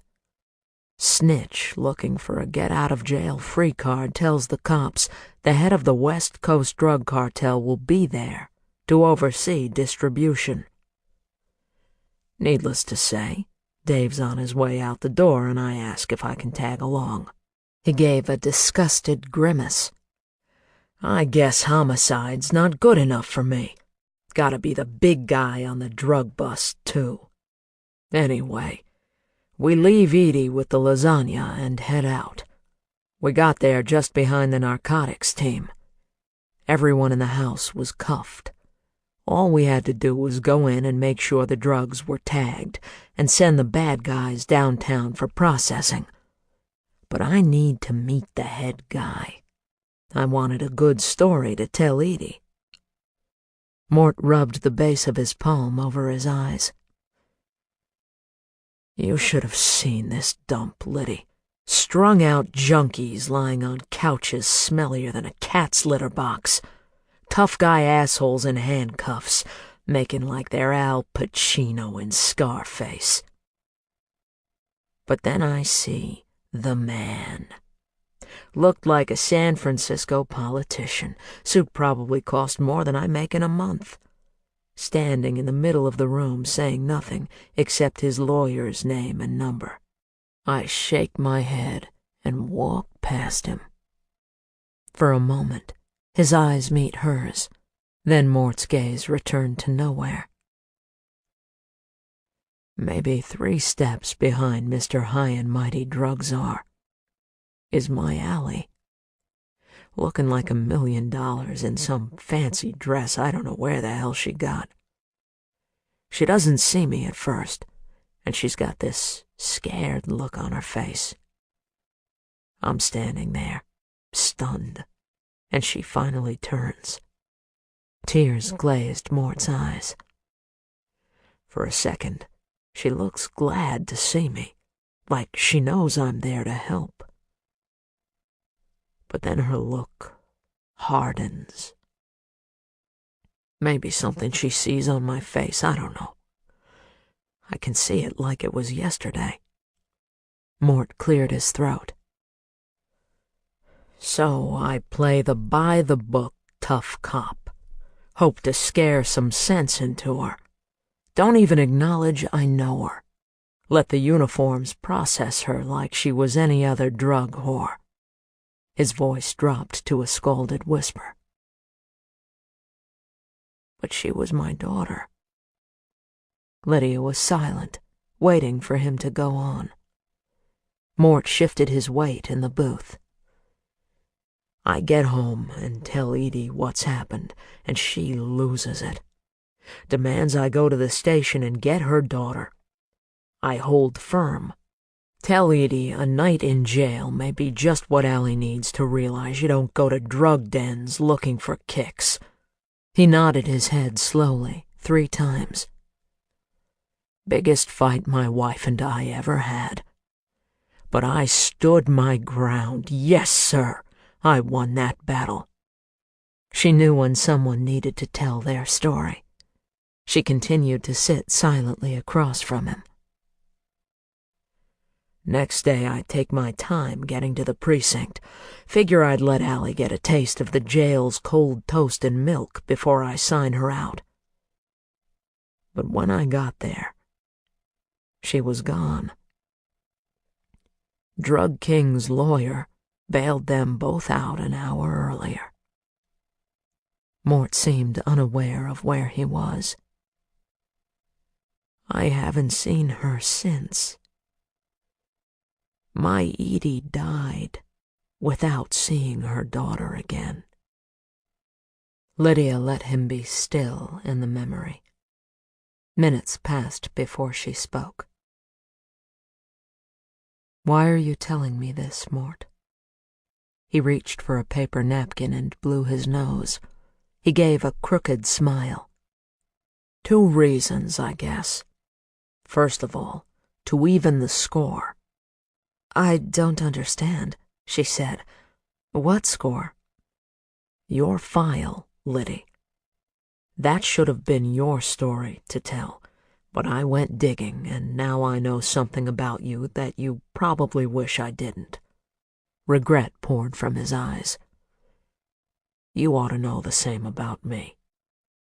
We're even." Lydia wondered if they were. "What's the second reason?" Mort reached out to touch the leather strap of the whistle Lydia held in her hand. "I let my daughter down when she needed me most. No one's ever had your back. You blow that whistle, Liddy, and if there's a way, I'll be there." Chapter 36. Lydia sat at her kitchen table holding Mort's whistle, trying to make sense of the day. Mort believed Savannah was the fixer. After so many solitary years of self-protection, could she walk away? Was the normal life she fantasized about a possibility? Could that life include a friend like Mort? She looked out into the black night and brought her hand to her reflection in the window. She saw the fatigue in her face and the whisper of hope in her eyes. "What about it, Liddy?" She tried out Mort's nickname and found it comforting. "Should we join a book club?" She'd just turned on the flame beneath the tea kettle when her cell phone vibrated in her pocket. Lydia smiled as she reached for it, hoping it was Mort calling to say good night. She glanced at the screen and was jolted back to the reality that was hers alone. Private number was calling. Lydia flipped the phone open and waited for the synthesized menace to begin speaking. "Time's a-wastin' there, fixer." The voice was George W. Bush, flawlessly reproduced, right down to the iconic snicker. "Just called to say, tick-tock, tick-tock. Y'all have a good evening. And know I'm working real hard, watching over you." Lydia closed the phone without a response. She stared at the flame under the tea kettle and felt the heat of her foolish dreams climb up her spine. She'd been foolish to think things could be different. If she wanted to survive, her fantasies needed to die. The fixer had an assignment. Chapter 37. Mort thanked the enthusiastic undergraduate who escorted him through the maze of hallways leading to Deirdre Thornton's office. "No problem." The boy who'd introduced himself as Bodie smiled and snapped a salute. "If you need anything, just look for the purple blazer. We're the ambassadors, and we're here to help." Mort watched the young man bounce down the hall and weighed whether Bodie was on medication or needed to be. He turned toward Thornton's office just in time to have the door pulled open in front of him. A skinny man with a wealth of red hair grinned. "Detective Grant, nice to see you again." The man waved him into a large reception room. "I'm Carl Snelling, Executive Vice Provost. We met at Fred Bastian's. President Thornton and I were with Bradley Wells." "Will you be joining us, Mr. Snelling?" Snelling's smile flickered. "Actually, it's Dr. Snelling. Or Executive Provost Snelling, if you want a mouthful, and of course I'll be joining you." Snelling turned to a gray-haired woman sitting behind a desk tucked at a discreet distance away. "Angela, let President Thornton know our guest is here." He turned back to Mort. "Can I have Angela fetch you anything, Detective? Coffee? Mineral water?" Mort looked down before turning a warm smile to the grandmotherly woman in the corner. "I require no fetching, Angela. Thanks, though." He waited in silence until Deirdre Thornton opened her office door and asked them both to come in. Mort settled into a chair opposite the sofa where the university president sat, Snelling leaned a hip against her enormous hand-carved desk and tried to look relaxed. "I appreciate you coming, Detective." Thornton wore a dark blue dress with matching shoes. She rearranged an intricately patterned shawl over her shoulders. "I trust you have an update on Professor Bastian's death. We'd, of course, be interested in hearing any leads you have before the media does." "I didn't come here to update you." Mort paused. "What should I call you, by the way? Folks around here seem to be touchy about titles." He was happy to see the first genuine smile of the morning. "Yes, Detective." Her gray eyes twinkled, and Mort saw 10 years disappear from her face. "A university runs on its hierarchy, I'm afraid. Please, call me Deidre." She tilted her head to the man leaning against her desk. "And this is Carl." Mort gave Snelling a wink and a grin. "Old Carl and I are off to a fine start, Deidre." He crossed his legs and leaned back. "What can you tell me about Bastian's research?" Deidre grew instantly serious. "You think his work with animals led to his death?" "Bastian worked with monkeys and dogs, I understand." Mort watched her face. Deidre nodded. "And rats, of course. Animal research is a necessary piece of meaningful advancement, Detective. His labs were overseen by both university and federal regulatory agencies. I can assure you any animal in Bastian's lab was treated properly." He wondered how skilled a woman would have to be at lying to climb this high up the academic tower. "How close were you to his research?" Snelling interrupted before she could answer. "What's the point of these questions? Surely you don't expect a woman running a university this size to be knowledgeable of every faculty member's work." Mort kept his eyes on Deidre. "You said he was a personal friend." The president nodded and brought her hand to her throat. "What can you tell me about Ortu?" Mort asked. Deidre glanced away and shook her head. "I don't know that term." "It's not a term. It's a name. Tell me what you know about Ortu." Snelling left the desk to stand behind the sofa. "She's already answered you." Mort ignored the provost. He stayed fixed on Deidre. "You never heard the name Ortu?" When she shook her head again, he glanced up at Snelling.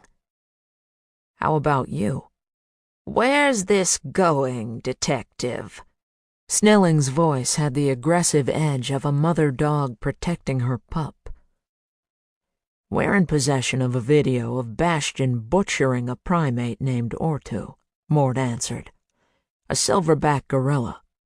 We have reason to believe the murder of Ortu led directly to someone putting out a contract on Bastian, possibly in retaliation." Deidre folded her hands in her lap and looked down at them for several long moments before speaking. "I want to see that tape, Detective." He was impressed with her control. "Then you are aware of Ortu?" She raised her chin and Mort took a fast inhale at the fury in her gray eyes. "You come here and tell me a valued member of my faculty was experimenting with a gorilla. That's both illegal and unethical. Then you tell me that faculty member, my friend, butchered said gorilla, and it led to someone hiring an assassin." Deirdre spat out the word. She stood and walked behind her desk. Snelling moved toward his boss and reached a hand to her shoulder. She brushed it away with an angry wave. "Forgive me if I find this situation outlandish," Deidre snapped. "I need to see that tape. If someone's fabricated something for YouTube and it's out there tarnishing the reputation of this university or its faculty, I demand to see it." Mort pulled himself out of the chair and reached for his jacket. "You don't get to demand anything, Deirdre. This is a murder investigation. What I can tell you is that the tape wasn't fabricated. The best forensic technician in the business assures us it's legit. Now, I'd appreciate it if you'd tell me what you know about Bastion killing or two." Deidre locked her stare on Mort and tapped perfectly manicured nails against the back of her office chair. "You make serious allegations. I'm going to stop this conversation now and consult with university attorneys before we speak again. I'm sure you understand." She turned to Snelling. "Carl, you'll escort the good detective out." Her request left no room for refusal. Mort said his farewell to a silent president and followed Snelling out to the reception area. He pulled on his parka, called out a goodbye to Angela, and was heading for the door when he felt Snelling pull on his arm. He stopped, looked down at the hand that gripped his sleeve, and fixed a quizzical gaze at the skinny man with red hair. "A moment, please." Snelling dropped his hand. "1 minute, how's that?" Mort had enough of the ivory tower for one day. "You were rough on her." Snelling shoved his hands in his pockets. "There was no need." He glanced toward Angela and lowered his voice. "Next time, come talk with me. I've seen 3 university presidents come and go. I know far more about how this place really runs." Mort thanked him and left. He passed Bodie on his way out and recalled the young man's assurance of help. Mort wondered if any purple-coated ambassador could tell him why the university president still hadn't asked how Bastion was killed. Chapter 38. Lydia parked her car 3 blocks east of Cameron Williams's catering shop, grateful for the rain. She pulled the hood of her jacket up and kept her eyes down as she walked, hoping any passerby or security camera would register her as an indistinguishable blur. She stood across the street and watched Cameron's building. It was nearly 6 o'clock. When she called the caterer that morning to suggest a meeting to finalize the plans for her dinner party, Lydia asked for an evening appointment. She needed Cameron alone. Lydia crossed the street. A bell mounted above the shop's door jamb announced her entry. Pleasant aromas of savory and sweet contrasted with the dimly lit interior. She reached her right hand into her jacket pocket and slid the safety of her Luger off. "Hello?" she called out. "Cameron?" No answer. Lydia turned and locked the shop's front door. She flipped the hanging sign to read, "Closed." "Anybody home?" Lydia stepped behind the counter and pushed open the aluminum door leading to the kitchen. Empty. She swiped a strand of wet hair off her forehead and walked down the narrow hallway leading to the back of the building. A door 15 feet away stood open. Soft, golden light spilled onto the worn hardwood floors. She glanced over her shoulder before continuing. She saw Cameron, alone in her office, sitting at her desk, staring into nothingness. "Cameron?" Lydia's voice was barely a whisper as she stepped inside. Cameron turned to her visitor and blinked twice before speaking. "Dr. Corriger?" Her voice was that of an automaton. "Now's not a good time." Lydia closed Cameron's office door and quietly engaged the lock. She kept her eyes on the grieving blonde seated in front of her. "Is something wrong?" Tears welled in Cameron's blue eyes. She didn't answer for several moments. Lydia didn't move, hoping her steady presence would calm her. "It's Fred," Cameron said finally. She looked up at Lydia. "My fiancé." "I remember," Lydia said. "Are you having a bad go of it today?" Cameron let out a curt and hollow laugh. "A bad go of it? You could say that." She turned to reach for a tissue. "You see, My poor Fred didn't have a heart attack after all. Lydia's pulse quickened. What do you mean? Cameron blew her nose and swiped the tears from her cheeks.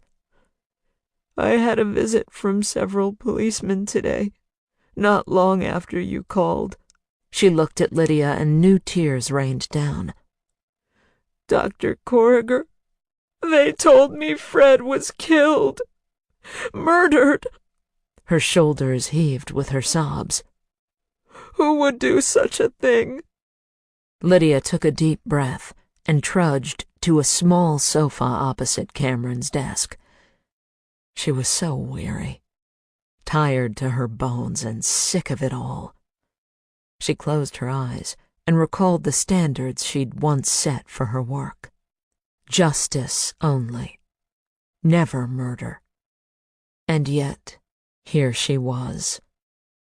She tried to justify what she was about to do with a reminder that her survival depended upon completing this assignment. Who, Dr. Corriger? Cameron pleaded. Who would kill my Fred? Lydia pulled the Luger out of her pocket and pointed it at the crying caterer. I did, Cameron. I killed Fred Bastian. Chapter 39. Mort closed his office door, reached for the phone, and punched in Robbie's number. Claire answered on the third ring. Bonsoir, beau-père. Mort loved it when she spoke French. How's my current husband's father? My boy giving you trouble. He treasured the easy relationship Robbie and Claire had, playful and sexy, true equals. Edie raised their kid well. Say the word and I'm on the next plane to knock some sense into him. I handle him just fine. Her laugh was deep and warm. Shall I get him? If he's handy.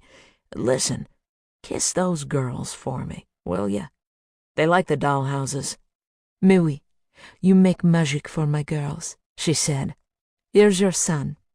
Mort heard Robbie take the phone. Hang on, I'm going into my study. A few seconds later, Robbie spoke. What's up? Mort had a sudden ache to see his son's face. He wished both his kids could stay perpetually young, 10 or 12 years old, where he could always keep them close and safe. I ran those last 6 fixer ads, got a judge to order the information on who placed them. Robbie's curious tone was replaced with excitement. Pays to have a dad with connections. What did you learn? Mort heard his son's keyboard clicking. Each payment was untraceable.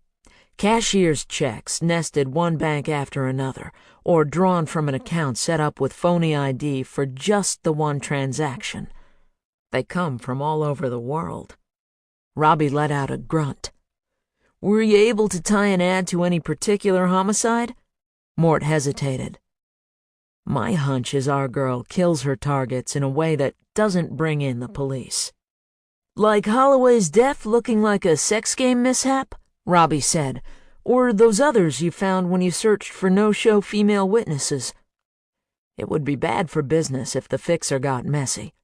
Better every hit have a logical explanation. I know that tone, Dad. You've got one of your hunches working. Could be. There was an ad a few months back. Payment to the newspapers was wired from 3 different Western Union offices. Buyer was being careful.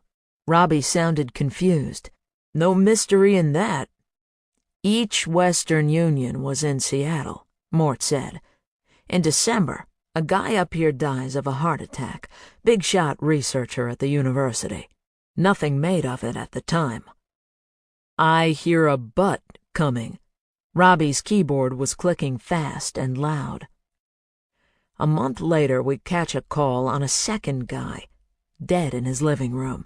Another researcher at the university, except this one's not a hotshot. We run forensics on some high-tech gizmo we find at the scene, and lo and behold, we learn that our first guy had a hit put out on him.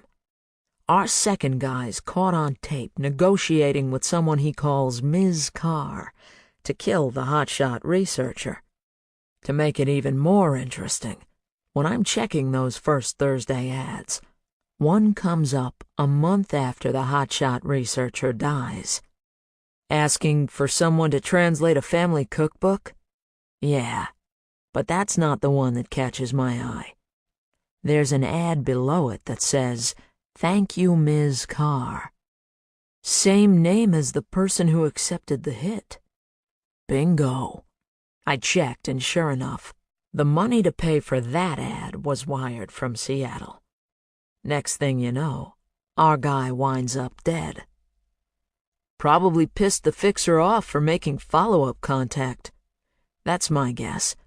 I'm thinking the fixer's good for 2 murders I'm working on. Dad, if you're teasing me, stop. If you're not, I'm buying a new suit for the Pulitzer ceremony. Don't go shopping yet, Robbie. But the fates might be smiling on both of us. Did I mention digitized voices are involved? Hot damn. Martin said the fixer used digitized communication with him.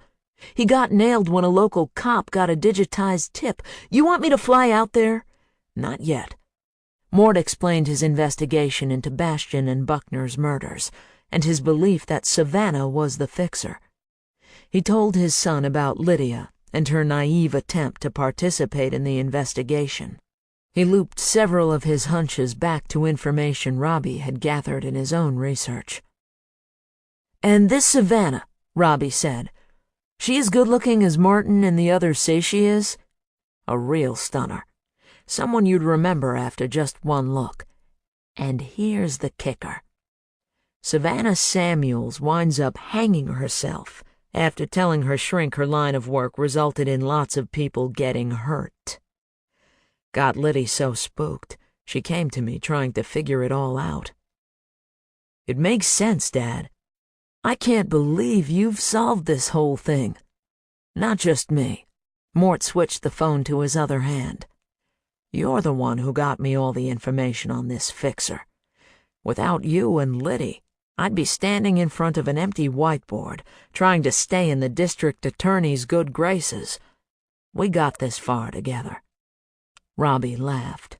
"If you're looking for a shared byline, you can stop right there. No, this is your story. You earned it. A few loose ends and it ought to make one hell of a tale. Then you can go shopping for your Pulitzer suit." "What loose ends?" Robbie asked. "Sounds like it's tied nice and neat."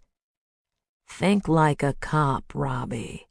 Mort hated to spoil his son's enthusiasm. We still have to find who hired the fixer in the first place. And Savannah can't tell us. Robbie's zeal sounded tempered by impatience.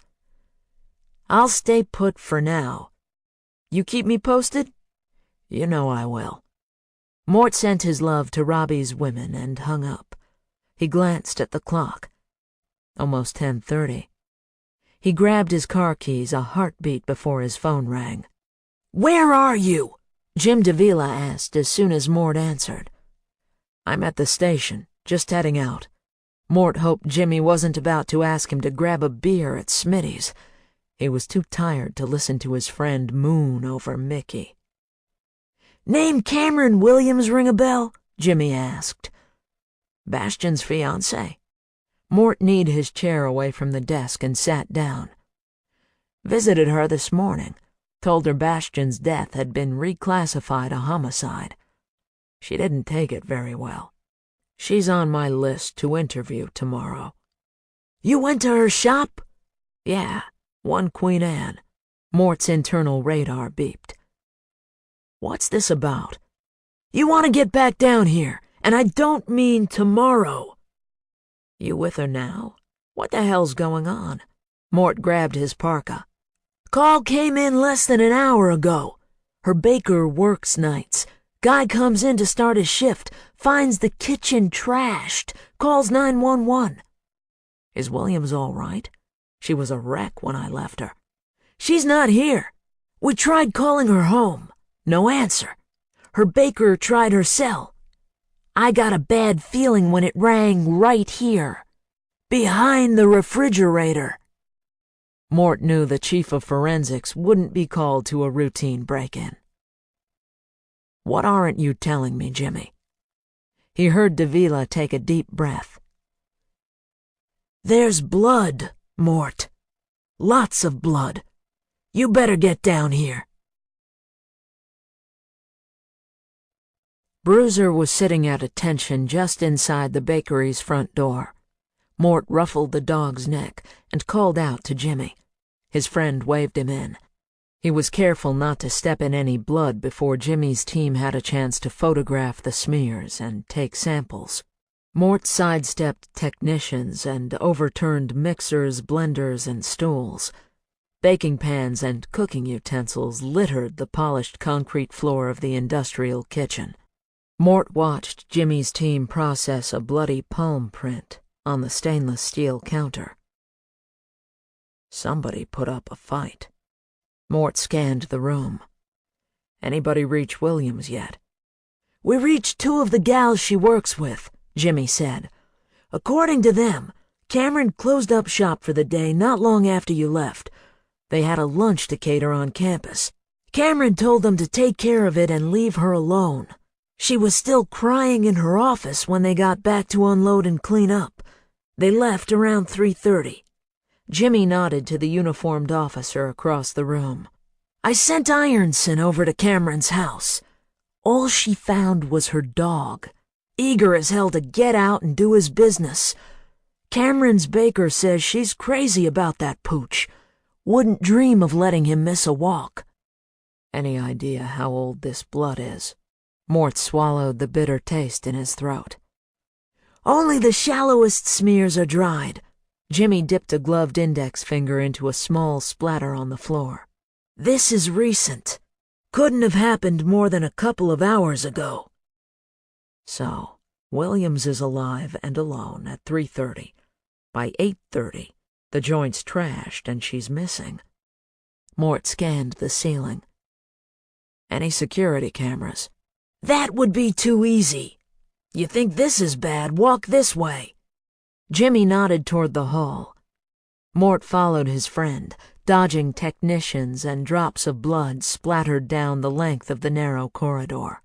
They turned into a room and gave their eyes time to adjust to the glare of the photographer's floodlights. "The baker says this is Cameron's office." Jimmy inched past his busy staffer to stand beside a desk cluttered with blood-blotched papers. "My guess is this is where the intruder got her." Mort grabbed the vinyl gloves Jimmy offered, snapped them on, and lifted pages off the floor. "What are you thinking? Was she hit with something? Maybe stabbed?" "Look here." Jimmy stepped over a broken picture frame and crossed behind the desk. He tapped his pen next to a hole in the plaster. "We pulled a slug from the wall." Mort inhaled and caught a faint scent of gunpowder. "She was shot? Then what? Stumbles into the kitchen for a fight?" "Maybe," Jimmy said. "Maybe she startles the bad guy in the kitchen. He shoots, but just grazes her. They fight. She breaks away and runs into the office. He follows and finishes her off." Mort looked around. "Then where is she?" "We got alerts out to all the hospitals. Nothing. Want to hear something interesting?" Mort opened Cameron's top desk drawer and started sifting through the contents. "I'll take anything." "Guess who Cameron was all set to marry before she ups and falls in love with Bastion the Ape Butcher?" Jimmy pointed a thumb over his left shoulder. "Leisha out there tells me it was all the scandal in certain circles. None other than Bradley Wells. Leisha's husband works at Wells's headquarters. Said Mr. Got Money was out of his head about it. Took it out on his staff for months, she says." Mort looked around the ravaged room.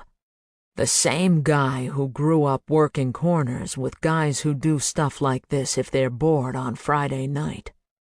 Now he takes power lunches with university presidents. He shook his head at the bloody mess. "So, The guy who steals his sweetheart gets a contract put out on him, and now the sweetheart goes dead herself. Mort smiled at his good friend. What do you say we have a little chat with Wells? Jimmy grinned. Mickey's gonna love this story. Come on, my team can finish up here. Let's head to Smitty's and strategize. Mort turned to close Cameron's desk drawer. A cream-colored business card peeked out of the pile of paper clips and straight pins. He teased it out with his latexed finger. Lydia Corriger, licensed clinical psychologist. He tucked the card into his pocket before turning. You and Bruiser head on out, Jimmy. I think I'll go home and strategize on my own. Chapter 40. Lydia wiped her hand over her face. Had she dreamt the noise? She glanced at the clock. 8:17. Only 4 hours of sleep last night. Loud pounding cleared any drowsiness.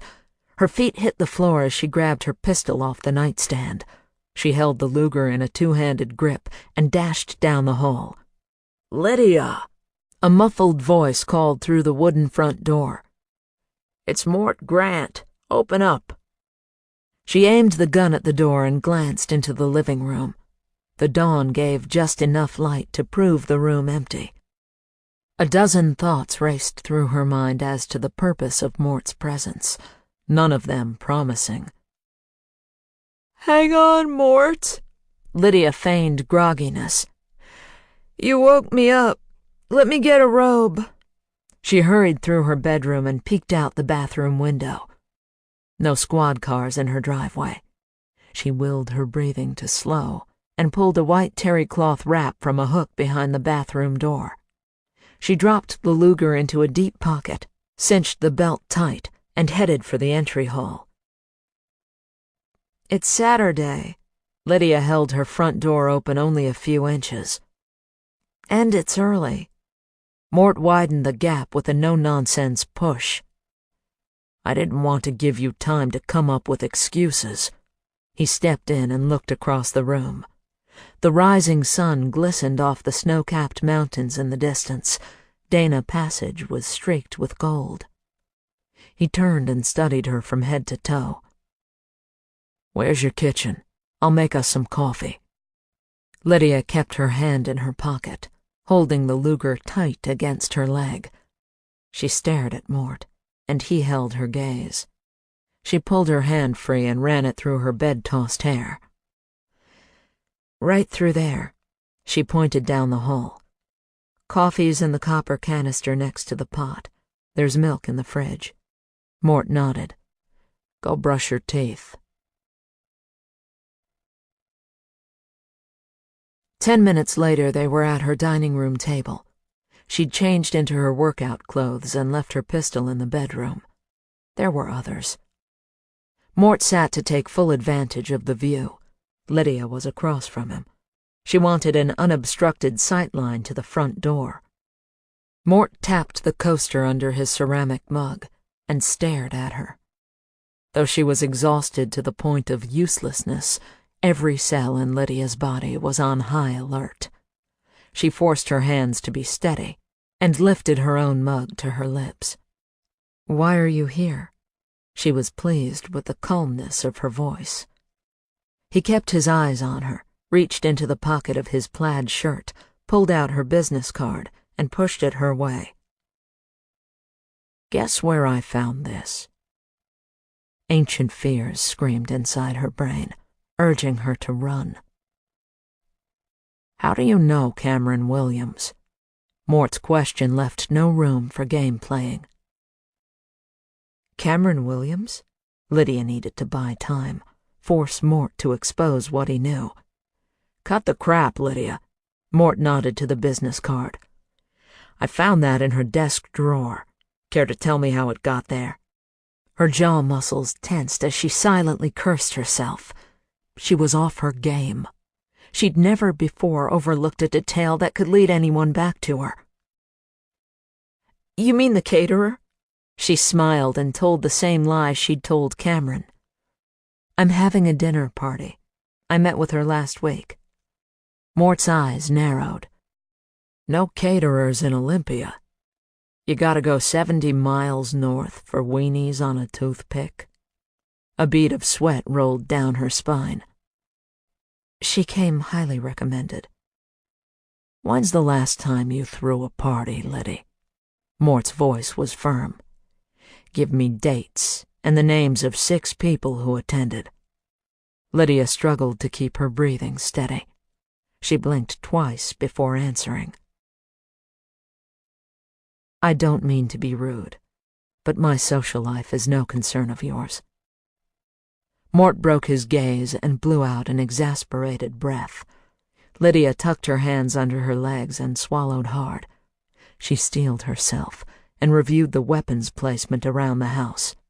Mort stood. Lydia shifted her feet, ready to spring to her own defense. He crossed to the window and focused on the view. I thought we had this all worked out. Or maybe I should say I thought I had this all worked out. But now this. What am I to make of Cameron Williams, Liddy? Terror grabbed her throat with one hand and covered her mouth with the other. Her mind flashed back 20 years. In an instant she was the terrified, abandoned child, wanting only to live to the next morning. She sat in silent paralysis and forced her breathing to slow. She felt her heartbeat settling into a more normal rhythm. I don't know how to answer that. Mort's voice softened. I thought I made it clear that you were not to go anywhere near this case until we discovered who hired Savannah to kill Bastion. How am I supposed to keep you safe if you keep sticking your nose where it might get blown off? He shook his head. I thought you were going to trust me. Lydia's jaws clenched. She'd trusted before, and paid more than anyone should be expected. She couldn't afford to make that mistake again. But a piece of her longed to reach out to this man. A long-banished voice drifted to her, urged her to take a risk. What do you want to know? She whispered. Mort pulled out his notepad. What really took you to her? No more bull about some dinner party. Lydia blinked her mind clear and allowed a lie to unfurl. It was Savannah. She spoke often of Cameron. I had the feeling they were friends. I thought if I got to know her, she'd tell me the truth about Savannah's life. She shrugged. My behavior was unprofessional, I know. But I needed to learn more if I was going to understand her involvement with Buckner's death. So you made up the dinner party ruse as a way to meet her? Yes. She seems quite nice. Maybe I'll have her cater your next birthday. Cameron was Fred Bastion's fiancé. Did you know that? His face was stern. His voice was gentle. And now she's dead. Lydia gasped. You found her? Chapter 41. Mort and Jim were escorted into the study of Bradley Wells's Lake Washington mansion a little before 2 o'clock. Bruiser followed at Jimmy's heels. Mort was sure the walk from the front door took a full 5 minutes. He tossed Jimmy a weary smile when he saw the silver-haired mogul sitting behind a granite-topped desk the size of a double bed. Wells obviously wanted to demonstrate his power. I'll join you, if you don't mind. A female voice pulled their attention to a sitting area behind them. Deidre Thornton sat on a green brocade sofa flanking a massive stone fireplace. Mort returned his attention to Wells. We're here to have a frank talk about an unsettling topic. Before Wells could respond, Deidre rose and walked toward them. We imagine you're here to discuss Professor Bastion's murder. I'm here to see the conversation takes no turns toward Dr. Bastian's research. Mort looked at Wells, who nodded his agreement. He glanced toward Jimmy and dove in. When's the last time you saw Professor Bastian's fiancée, Mr. Wells? He watched Wells bristle at hearing the woman he planned to marry described as Bastian's betrothed. Mort saw his rage seething just below the surface of his ski slope tan, and guessed Wells was unaccustomed to having his plans aborted. If you're referring to Cameron Williams, I haven't spoken to her in months. Wells pushed up the sleeves of his black cashmere sweater and relaxed in his leather chair. I don't anticipate I'll ever speak to her again. Is that so? Jimmy asked. What makes you so sure? Deidre Thornton clicked her heels over the hardwood floor and circled behind Wells. She placed a manicured hand on the billionaire's shoulder and addressed Mort like Queen Victoria speaking to a chimney sweep. What is the point of your question, detective? Mr. Wells and I are busy people.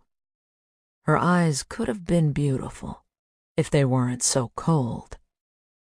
We have no time to discuss Fred Bastian's caterer.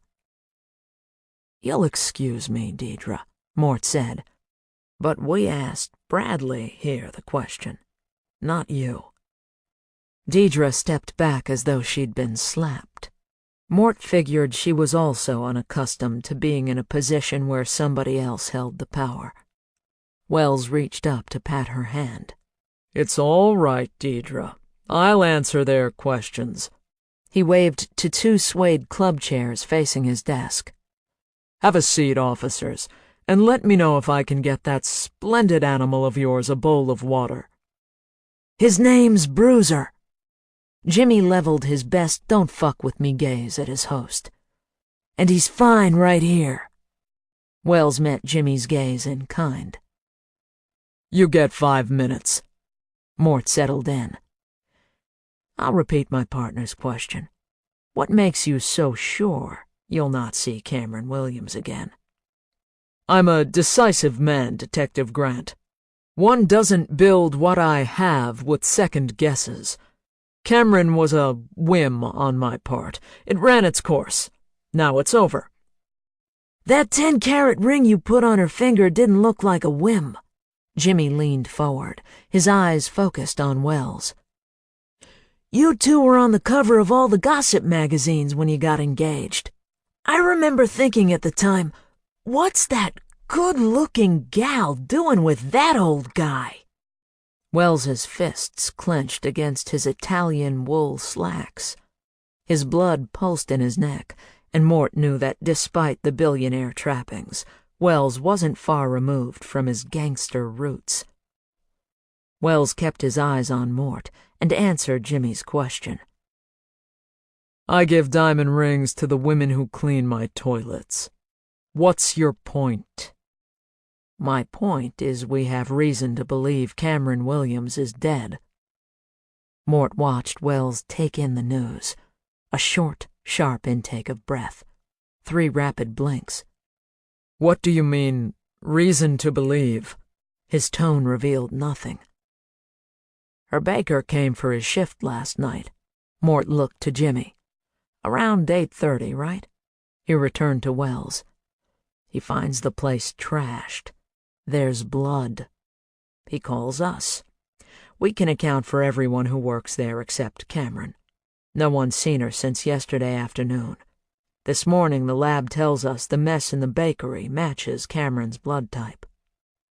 Deidre Thornton's smile was polite, but distant. You'll forgive us, detectives, if we don't understand why you're bringing this to us. We didn't bring it to you. Mort held Wells's gaze. We brought it to him. No body? Wells asked. We'll find her, Bradley. Mort smiled. You have personal experience with how fast the Seattle PD catches bad guys. Wells's jaw muscles churned. His rocking was barely noticeable. He didn't blink. Neither did Mort. Wells broke his stare and looked at Deidre. He smiled and patted her hand again before opening his desk drawer. Mort saw Jimmy's right hand slide to the holster on his belt. Wells pulled out a card and tossed it across the granite slab. "My private number, Detective. Call me when you've got something more than a reason to believe. I'll send flowers." Wells turned. "Deidre, could I ask you to see the officers and their animal out, please?"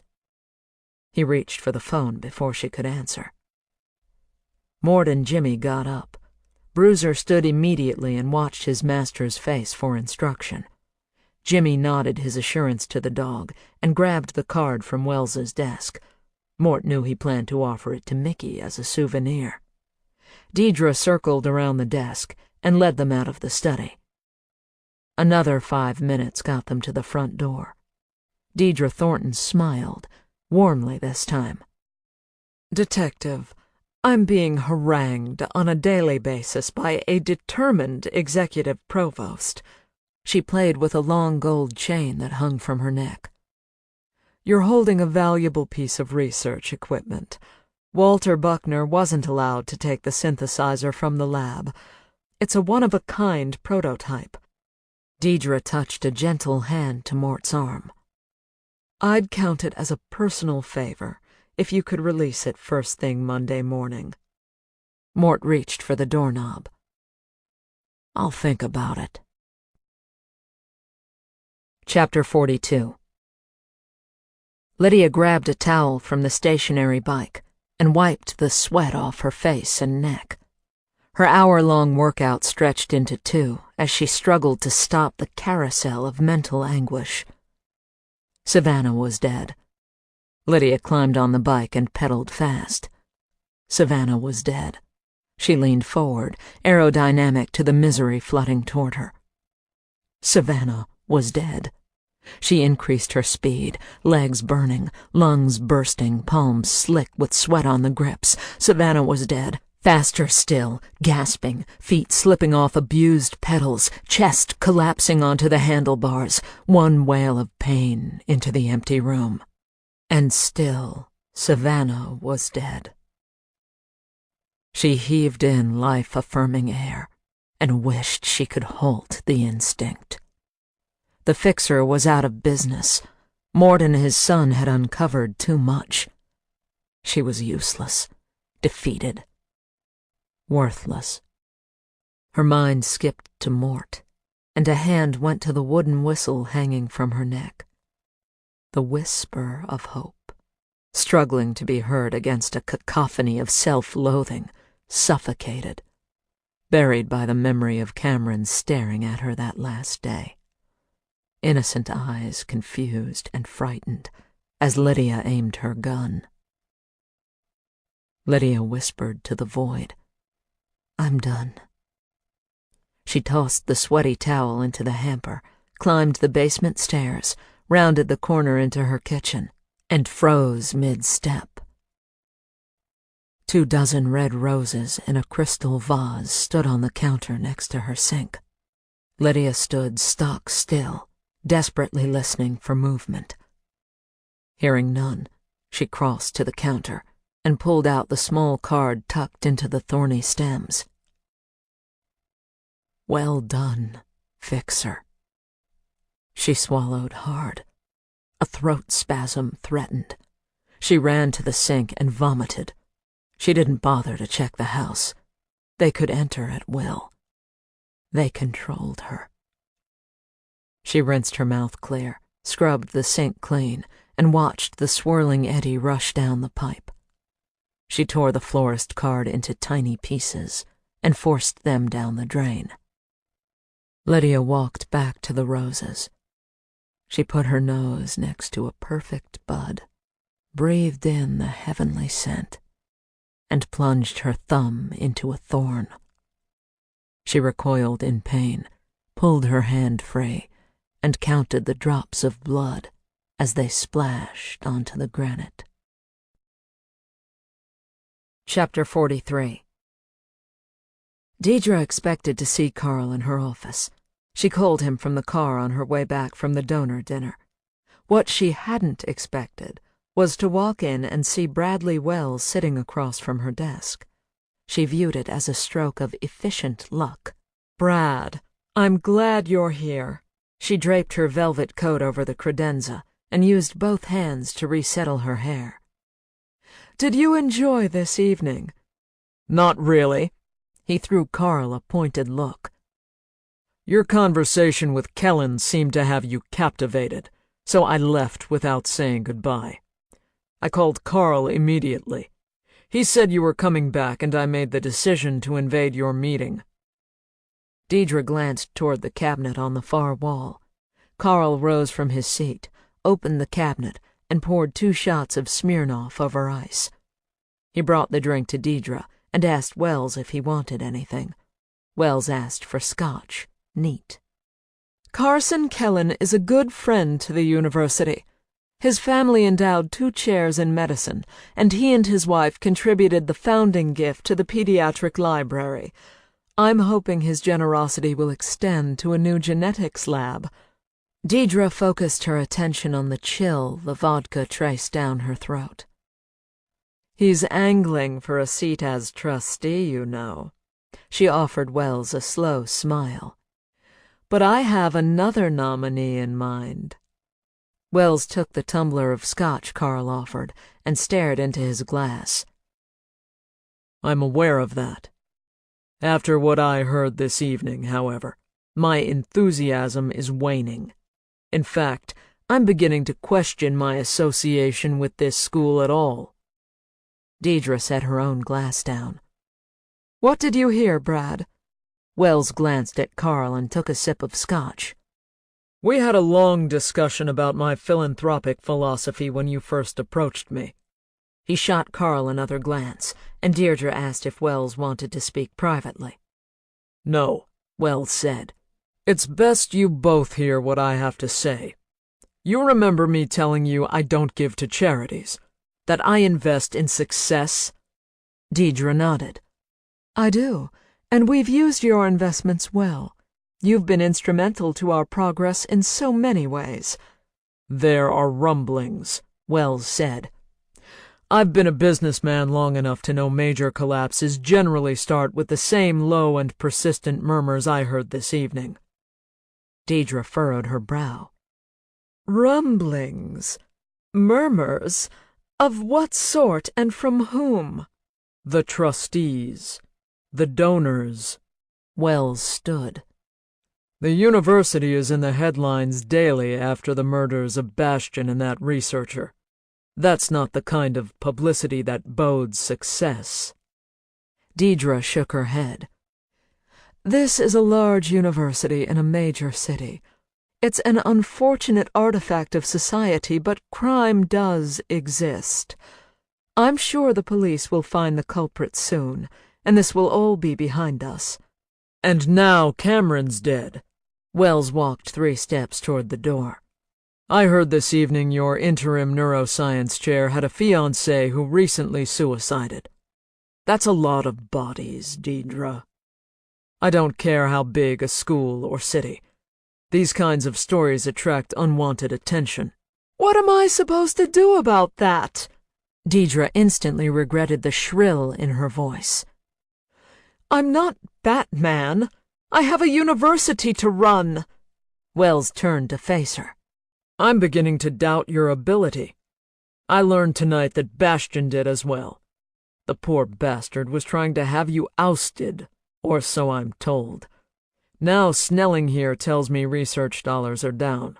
Some might say catastrophically. The murders, faculty lack of confidence, and now this financial crisis. I don't see how I can continue my support." Deidre glared at Snelling. She'd asked him to keep the financials quiet until she developed a plan to address the shortfall. "Carl," her voice was cold, "leave us alone." Snelling's head did a quick bob and he hurried out of the office. Wells and Deidre stared at each other for several long moments. Deidre took a deep breath and forced a smile. I think we can find a mutually satisfactory solution to all this. She motioned to the fireplace. Let's make ourselves comfortable and talk about the Arboretum property. Chapter 44. Damn it all to hell. Mort had everything riding on the dogs. They were chomping at the bit. They got nothing. Jim Davila thanked the canine patrol for their work and closed the door to Cameron's shop. Bruiser and I were with them every bark of the way. Noses to the ground right down to the bay. Dogs can't track what they can't smell. Mort kicked his leg into empty air. Call a dive team. Wells did, Cameron, I know it. We find her body. We'll get something off it. You gonna drag Puget Sound? Jim held his friend's stare. Wells was at work when this went down. No fewer than 30 people can verify it. Convenient, don't you think? Mort rubbed the back of his aching neck. Don't forget who he's got on his Rolodex. He sits back with 30 alibis while his goons do the wet work. But he's good for this, Jimmy. Probably Bastion, too. Guys like Wells have supermodels and movie stars' numbers, too. You think he's gonna stay lonely long? Jimmy pulled a roll of mints from his jacket and popped a couple in his mouth before offering some to Mort and Bruiser. Mort took one. The dog took 3. Why would he risk offing Bastion and the caterer when he's got Oscar nominees ready to be his date at the next White House dinner? Mort crushed his mint with grinding jaws. Bastion humiliated him in front of the whole world. I don't see Bradley Wells walking away from that. He took a long look around Cameron's shop. Or maybe he thought with Bastion out of the way, Cameron would come running back. When she didn't, he got pissed. Look at all this blood, Jimmy. This is a crime of passion. So now what? Mort took a seat at a bistro table and pushed out a chair for his friend. Bruiser clicked over to join them. Now we connect the dots. Bastion to Buckner to Cameron. See if we've got enough to make a move on Wells. He counted the steps on his fingers.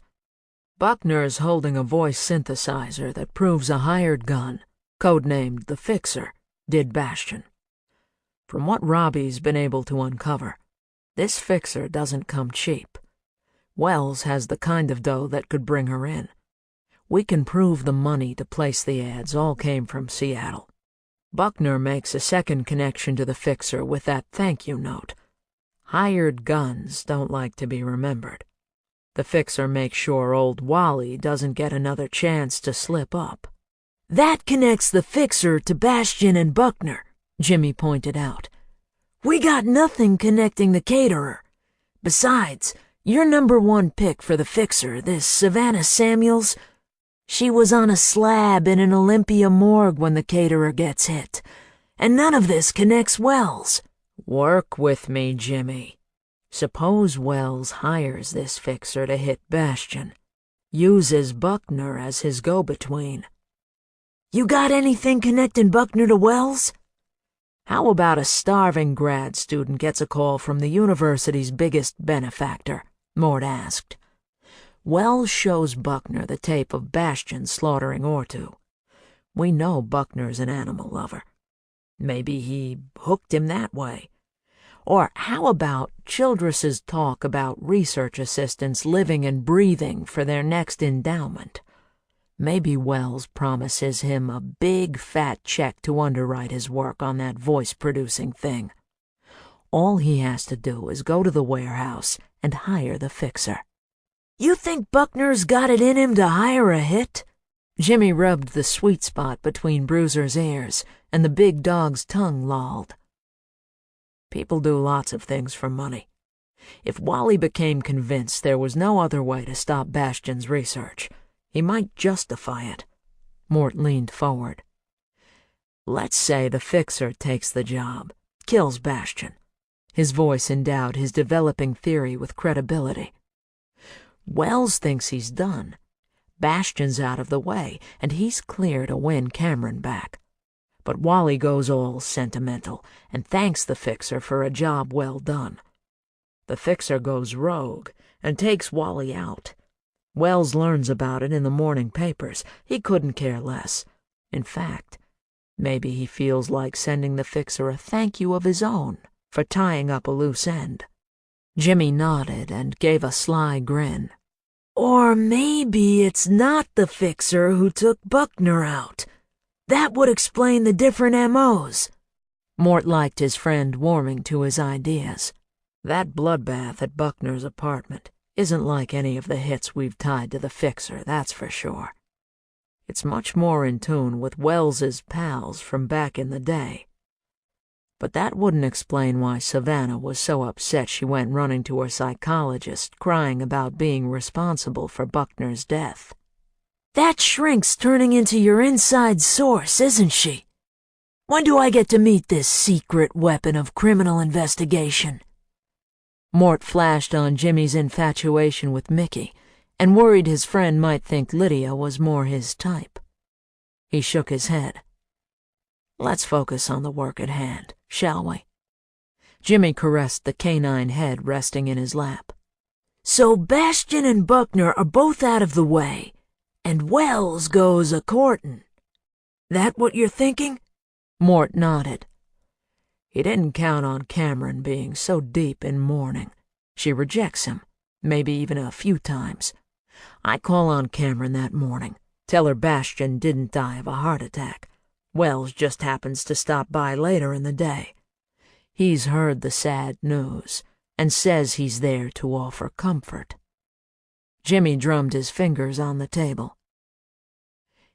He finds the caterer crying in her cupcakes, tries to soothe her, and she turns on him. She can think of only one person who might want Bastion dead. She accuses him and threatens to call the cops. Wells loses it, and Cameron ends up dead. Mort loved the moment everything dropped into place. He realizes what he's done, calls a few of his old cronies to come get the body, cleans himself up, and heads back to his office where he calls an emergency meeting with 30 of his closest advisors. The two partners sat in silence and let their analysis marinate. Mort ran every contingency through his mind. Okay, loose ends, he said. Name 'em and tie 'em. Jimmy scribbled in his notebook. Voice synthesizer left at Buckner's. Easy, Mort said. The thing had been scrubbed clean, memory banks and outer casing. There'd be no reason for anyone to take it. In fact, taking the center of Buckner's research might raise red flags. The Fixer suicides. Jim looked up from his writing. What kind of cold-hearted killer does that? Mort shook his head. Robbie and I don't believe for 1 minute that the Fixer was cold-hearted. In fact, she's busted people looking for a run-of-the-mill hit. This woman kills out of a drive for justice for the little guy. Jim fixed a stern gaze on his friend. I wouldn't mind having the balls to do what she's done. Mort was quiet for several seconds. His mind drifted to Tristan Hayne, dead behind a dumpster. Angelo Satanel's jeering face taunting him. He recalled the indescribable grief of Tristan's father as Mort walked him through booking. He inhaled and shook the images away. This is about the Fixer, not us. I think her suicide was more about falling in love. She was going to leave the life and run off with Childress, remember? Nothing like the reflection in the eyes of someone you love making you see yourself clearly. He rubbed a hand across his stubbled jaw.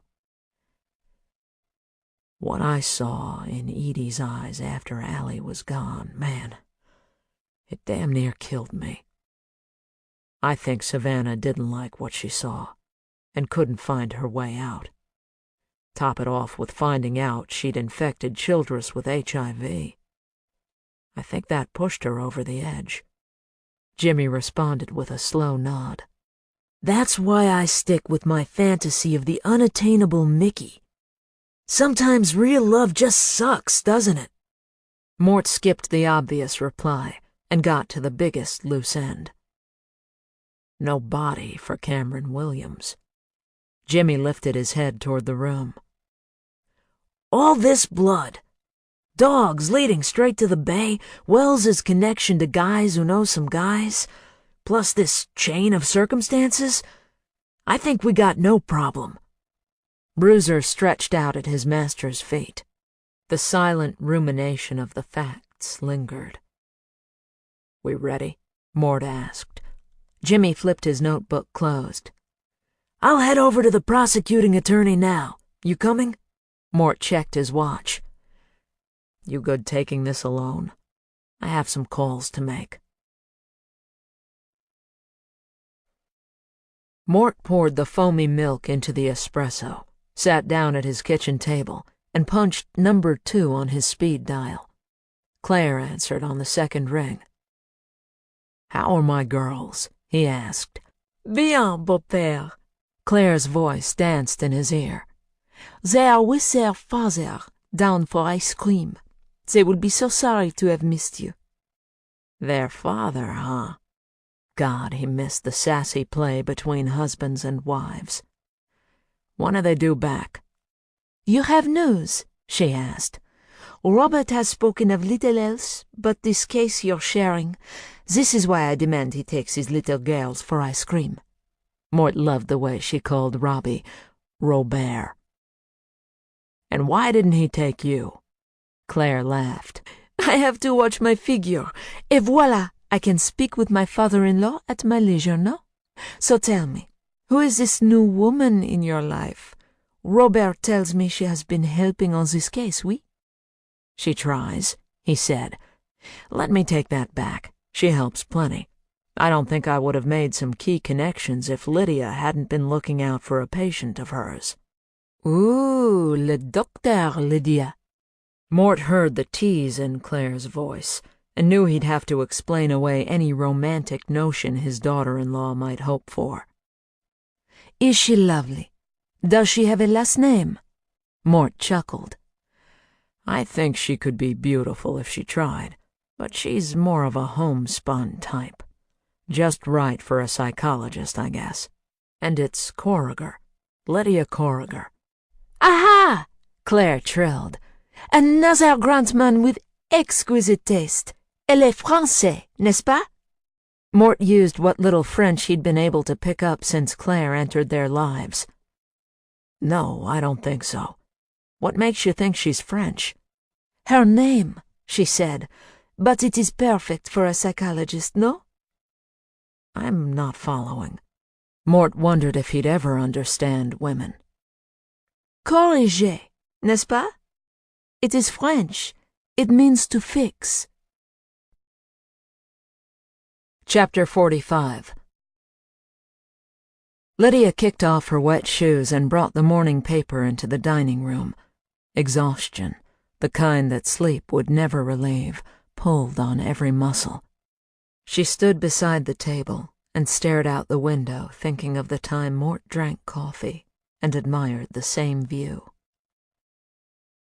Low, dull clouds loomed over Dana Passage. The water was the color of wet concrete. 2 massive cedar trees at the edge of the cliff bent in the same direction as the white-capped waves. Roiling mist obscured the mountains in the distance. The eagle was back. Lydia allowed herself the indulgence of claiming it as her own. She watched it surf the wind of the incoming storm, banking and coasting, before it found a spot to float suspended over the passage. Immobile. Perfect. She turned, surveyed her home, and recalled how she selected each piece of furniture, artwork, and rug. Remembering the care she took in building her sanctuary, impregnable. Perfect. Private Number's invasion stripped away that delusion. She pulled out a chair, sat in Mort's spot, tugged the paper out of its wet plastic wrapper, and tried to find solace in mundane routine. The headline announced the pending departure of troops from nearby Fort Lewis.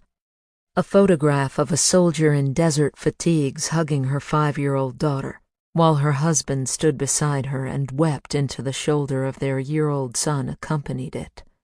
She read the story, turned the page, and felt the breath rush out of her.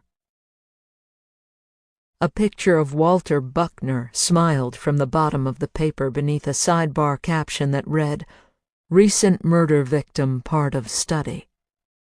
Lydia's eyes darted to the main article. University chairman honored. Quickly she read that Robert Passow, head of the audiology department, had been recognized at an international symposium for the development of breakthrough technology in voice synthesizing. Her heart raced as she read the description of a device that could take varieties of input and produce recognizable conversational speech. Any accent, any age, either gender. Passow spoke of the hope the device offered. In accepting his award, he thanked the people who contributed to the project's development, listing several researchers and engineers. "And a special thanks goes out to Deirdre Thornton, our university's president," the article quoted. "She's known now as a leader of academic institutions, but before she climbed the administrative hill, Dr. Thornton was a pioneer in voice synthesis. Her groundbreaking work forced the foundation of this achievement, and we owe her an eternal debt of gratitude." Lydia knew that name. A memory of Cameron Williams describing Bastian's history of dating powerful women, how he'd broken things off with the university president to be with her. Lydia's eyes swept to the sidebar. She'd read about Wally's participation in the development and testing of the breakthrough synthesizer. A quotation from Robert Passow alluded to Wally's genius and the loss his murder had created. Lydia read the next paragraph twice. "His death is a tragedy," said University President Deirdre Thornton. "To our school, our community, but more importantly to science. I learned of Mr. Buckner's potential during his undergraduate years. I recruited him myself to join our graduate research staff, and I count his death as a personal loss." Lydia set the paper aside and returned to the view outside her window. Rain sheets pelted the churning waves. The eagle was gone, and the fixer had her target. Chapter 46. Mort threw down the morning paper, swore out loud, and shoved his screaming thoughts into a holding cell in his brain. Then he grabbed his ringing cell phone. "Guess who's dead?" Jim Davila demanded. "I'm getting a little tired of this body count." Mort's hand tightened around the phone as Jimmy told him. Gunshot? Mort's stomach threatened to return his huevos rancheros to the plate sitting in front of him. "Yeah." Mort swallowed hard and pushed himself away from the table. "The casings are going to match up with the ones we found at Buckner's." "Looks like it to the naked eye." Jim barked an order to some investigator on his end. "What makes you so sure?"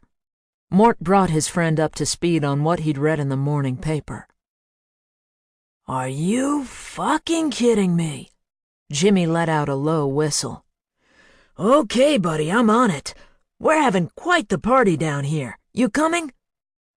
Mort stood in front of his refrigerator and took in the gallery of family photographs arrayed on the door with magnets. His eye lingered on one of his favorites, Edie and Allie on Christmas morning. His bed-headed wife, laughing as their 7-year-old daughter tried to get new ice skates on over footed pajamas. He put a finger to each of their faces and cursed the cold of the enamel door. One more touch would be enough for him. Just one more chance to make things right. "Give me 20 minutes, he told his partner. I'll bring coffee. Mort walked the familiar 5 minutes from Bradley Wells's front door to his library, past a half-dozen uniformed police. He handed Jimmy a styrofoam cup before turning to the body behind the big desk. Bradley Wells, prince of the city, sat in his leather chair with half his face missing. Gunpowder residue darkened what skin remained on his skull. Bits of flesh and bone mottled his manicured silver mane. Mort took a sip of coffee. "Shoots our theory all to hell, doesn't it?" Jimmy asked. "You pick her up?" Mort asked. "Sent a couple of unmarked cars. Told her it was routine questioning, no need to make a scene. She didn't seem to feel the same. Raised quite a ruckus. Swore she'd have all of our shields before close of business. So far, we've been able to keep it out of the media." "She's not one to get her hands dirty." Mort nodded to the corpse. "Somebody's on her team." "Way ahead of you. Wells's security cameras picked up a visitor." "Man or woman?" Mort hoped he'd hear the right answer. "Walks like a man, dressed dark, wearing a cap. Mickey's got the tape now. If there's any way to pull an ID off it, she'll find it." Mort scowled. "We can't have any holes in this one." "My crew's at her office now. They found one of those remote gizmos for the synthesizer. And a gun I'm sure ballistics will tell us is a match." "What says the DA?" "She says we better be sure. Evidently everyone from the mayor to the governor is on this woman's Facebook list. Says she's got our backs, but if we're wrong, she'll personally hand us our balls before she ships us off to be crossing guards in Moses Lake." Mort took one last look at the sovereign of Seattle. "Then let's not be wrong." Chapter 47. Lydia parked her car 3 blocks away and walked to the official residence of the university president with her head down. The icy rain provided the cover of empty streets and a hooded parka. The Smith & Wesson in her pocket held the promise of one last blow for justice. It was nearly noon. Fantasies of a final confrontation with Deidre played in her mind during the 90-minute drive north from Olympia. Private number was identified. Lydia imagined both ends of a conversation culminating with Deidre understanding that the power she'd stolen had been returned. The manipulation was over. But as the Space Needle entered her view, Lydia decided against it. She'd keep it clean. One perfectly placed, silenced bullet, and she'd be free. She walked past the stone path leading to the mansion situated high on a manicured lawn, circled the side of the house, and looked for security guards or staff. One car sat parked in front of a 4-stall garage. Lydia kept walking. The backyard was hidden behind a 6-foot brick privacy wall that abutted a dense row of drenched arborvitae. She looked up and down the street, saw no one, and stepped into the cover the small copse of towering trees provided. The brick wall was rough enough to gain hold. She pulled herself up and squinted through the rain to survey the residence's backyard. A white gazebo sat off to her right, adjacent to a formal rose garden. A well-trimmed lawn led straight ahead to a flagstone deck running the width of the house. Lydia steadied herself on the wall just high enough to see. 15 minutes passed with no observed movement. She hoisted herself over and crossed wet grass to the lattice arbor surrounding the back door. She reached a gloved hand for the knob and was surprised to find it unlocked. Lydia pushed the back door open and stepped into the mudroom. She stood flat against the wall and listened. Hearing nothing, she swiped her face dry and climbed 2 stairs into the kitchen. Recessed lights over a massive marble island chased the gray day out of the room. Lydia saw no signs of a recently eaten lunch, no coffee pot filled with comfort for a busy household staff. She moved to the living room. 3 distinct conversation areas sprawled across the enormous space. Empty sofas and chairs sat on Persian rugs. A wall of windows showcased the rain-sodden front lawn. Lydia crossed the entrance hall to the ornately carved staircase. She took a step and looked up. Mort Grant sat on the mid-flight landing, elbows on bent knees, head down. "She's not here, Liddy." Lydia froze. Her heart pounded a panicked staccato to accompany the frenzied dance of a dozen thoughts. Mort looked up, and she calmed a little. "Where is she?" She saw the disappointment in his face, but could offer no apology. He drew a long breath. "We got her.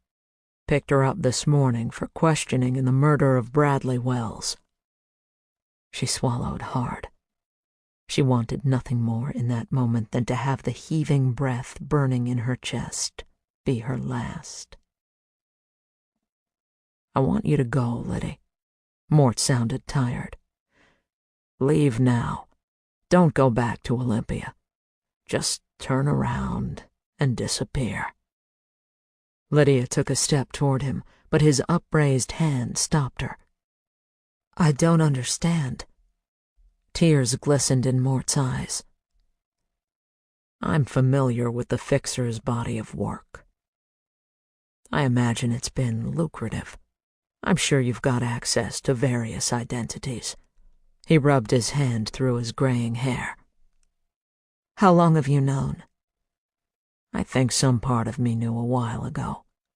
I kept pushing coincidences out of my head. Hell, I don't know when." His jaw muscles twitched.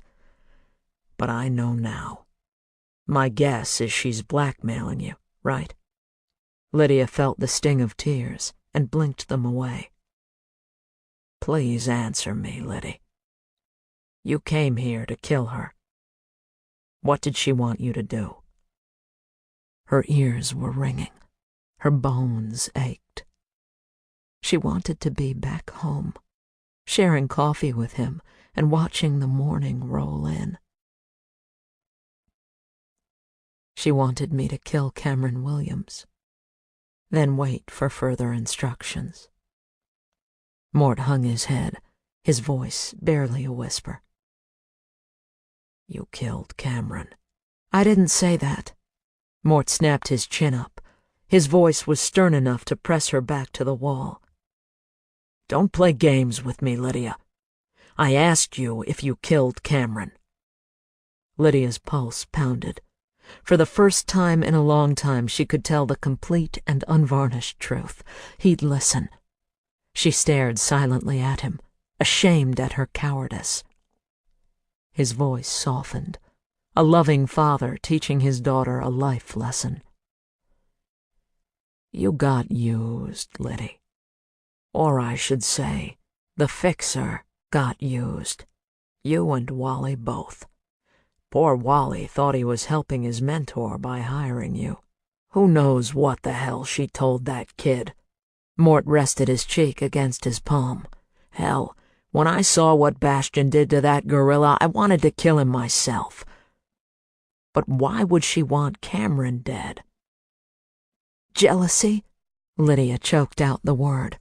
"Cameron told me Deidre and Bastion were a couple before she met him." So the 2 spurned lovers concocted the scheme together. Wells had the money and the goons. Deidre had the patsy and the synthesizer. Mort hung his hands between his knees. "And you had the chops." "She had help," Lydia said. "They got into my house." Mort nodded. "We've got one on tape. We'll get him. If there are others, we'll get them too. You don't need to worry." Lydia's shame pushed her farther back. She wanted to disappear. run far from the sting of Mort's disappointment, immediately, before Oliver could discover the bottomless pit of her sins. But the pleading look in Mort's eyes riveted her to where she stood. "I'm so sorry," she said. "I'm sorry for the pain I'm causing you. Don't worry about me. I'll be all right. Leave right now, and you'll be too. Go live your life somewhere safe, away from all this." Lydia wiped the tears off her face with both hands. "Why? After all you know, why would you let me walk away?" Mort's stare was heartrending. "When this story breaks, the Fixer will become a folk hero to every person ever denied justice. I'm sure more than a few cops will be singing your praises, too. But I'm not letting the Fixer go."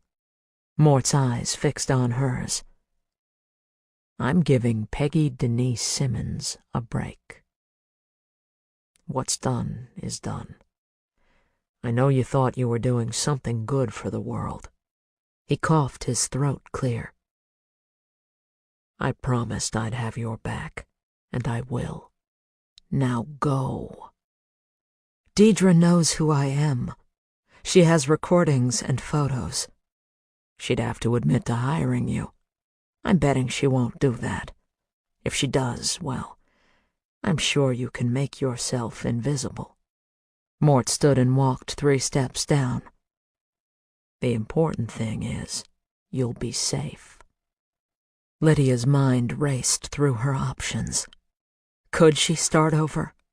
Free from the Fixer? She reached inside her parka, pulled out an envelope, and held it Mort's way. "What's this?" Lydia was numb, her voice an echo to her own ears.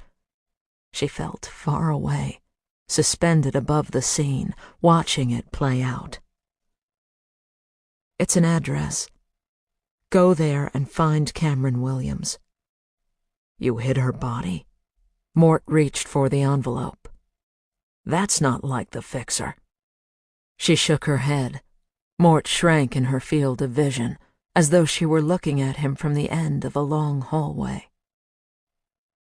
"She's not dead. She's waiting for you." She could barely see the confused look on Mort's face. "I don't get it," he said. "She knows I killed Bastion." Lydia allowed herself a crooked smile. "You'd be surprised how easy it was to convince her to let me draw a few vials of her blood and spray it around the room, after I told her I'd been sent to kill her, too. She's safe.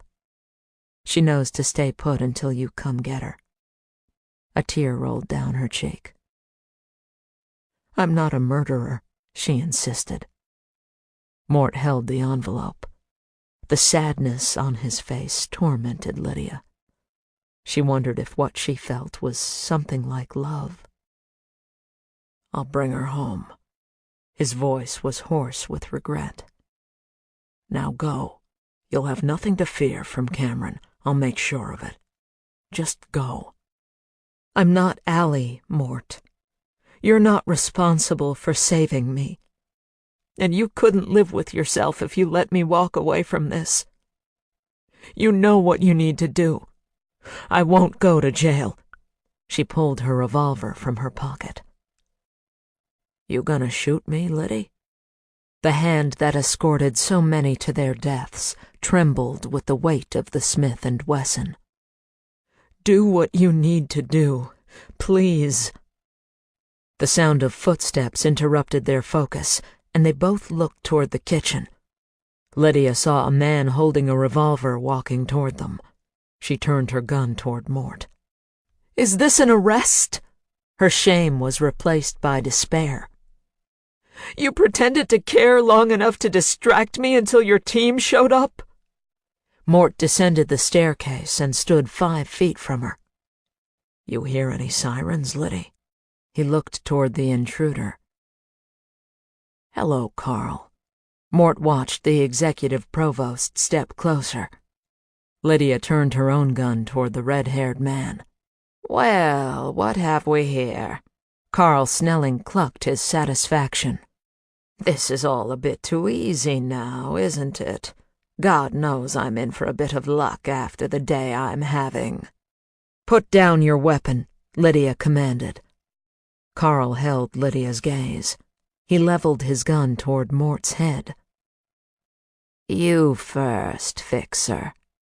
Drop your gun now, or the good officer dies, and don't expect any drama of my counting to 3. Drop it now, or wish you had." Her mind raced. This stranger knew who she was. She wanted to shoot, but the risk of his finger reflexively pulling his own trigger could kill Mort. "Fine." He turned his eyes toward Mort. "Stop!" Lydia threw her gun to the floor. The red-headed man chuckled and kicked Lydia's gun across the floor. "That's a good little girl." He waved them both to the sofa. Mort and Lydia took a seat across from the windows. Lydia noticed the rain had stopped. Carl Snelling sat in a chair opposite them. "You okay?" Mort whispered to Lydia. His eyes were filled with concern, and she wondered how a man came to be so rock-solid. She nodded and turned her attention back to the man with the gun. "Your private number," she said. The man seemed puzzled. Then a rush of recognition washed over his face. "Is that what you call me? How charming. One would suppose it's necessary to have some way to identify one's controller, wouldn't one?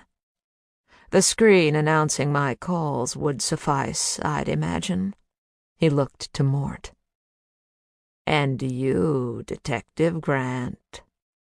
I imagine you're sitting through every conversation we've ever had, wondering what you missed and all that. Am I right?" Mort's voice was cold but composed. "I'm not missing a thing, Snelling. You're Deidre Thornton's lackey. You do her bidding at the university, and you dance the tune she called when it came to killing Bastian and Buckner. Cameron Williams, too." "You couldn't be more wrong, Detective. Deidre is as flummoxed by the deaths as the rest of the university. I tried to tell you I was the one you should be speaking with. True to form, Deidre knows nothing." He settled back into the chair and crossed one leg over the other. "As relates to who is lackey to whom, I'm afraid you have the arrow pointing in the wrong direction. A common mistake for the poorly educated." Mort sat mute, focused on the gunman. Lydia watched both men. Despite the fact Snelling was armed, Mort challenged him for alpha position. "You don't believe me?" Snelling raised an eyebrow. Mort stayed silent. He held Snelling's gaze, and Lydia wondered if he was breathing. Snelling glanced toward Lydia. "You think this is about monkeys being beheaded, don't you?"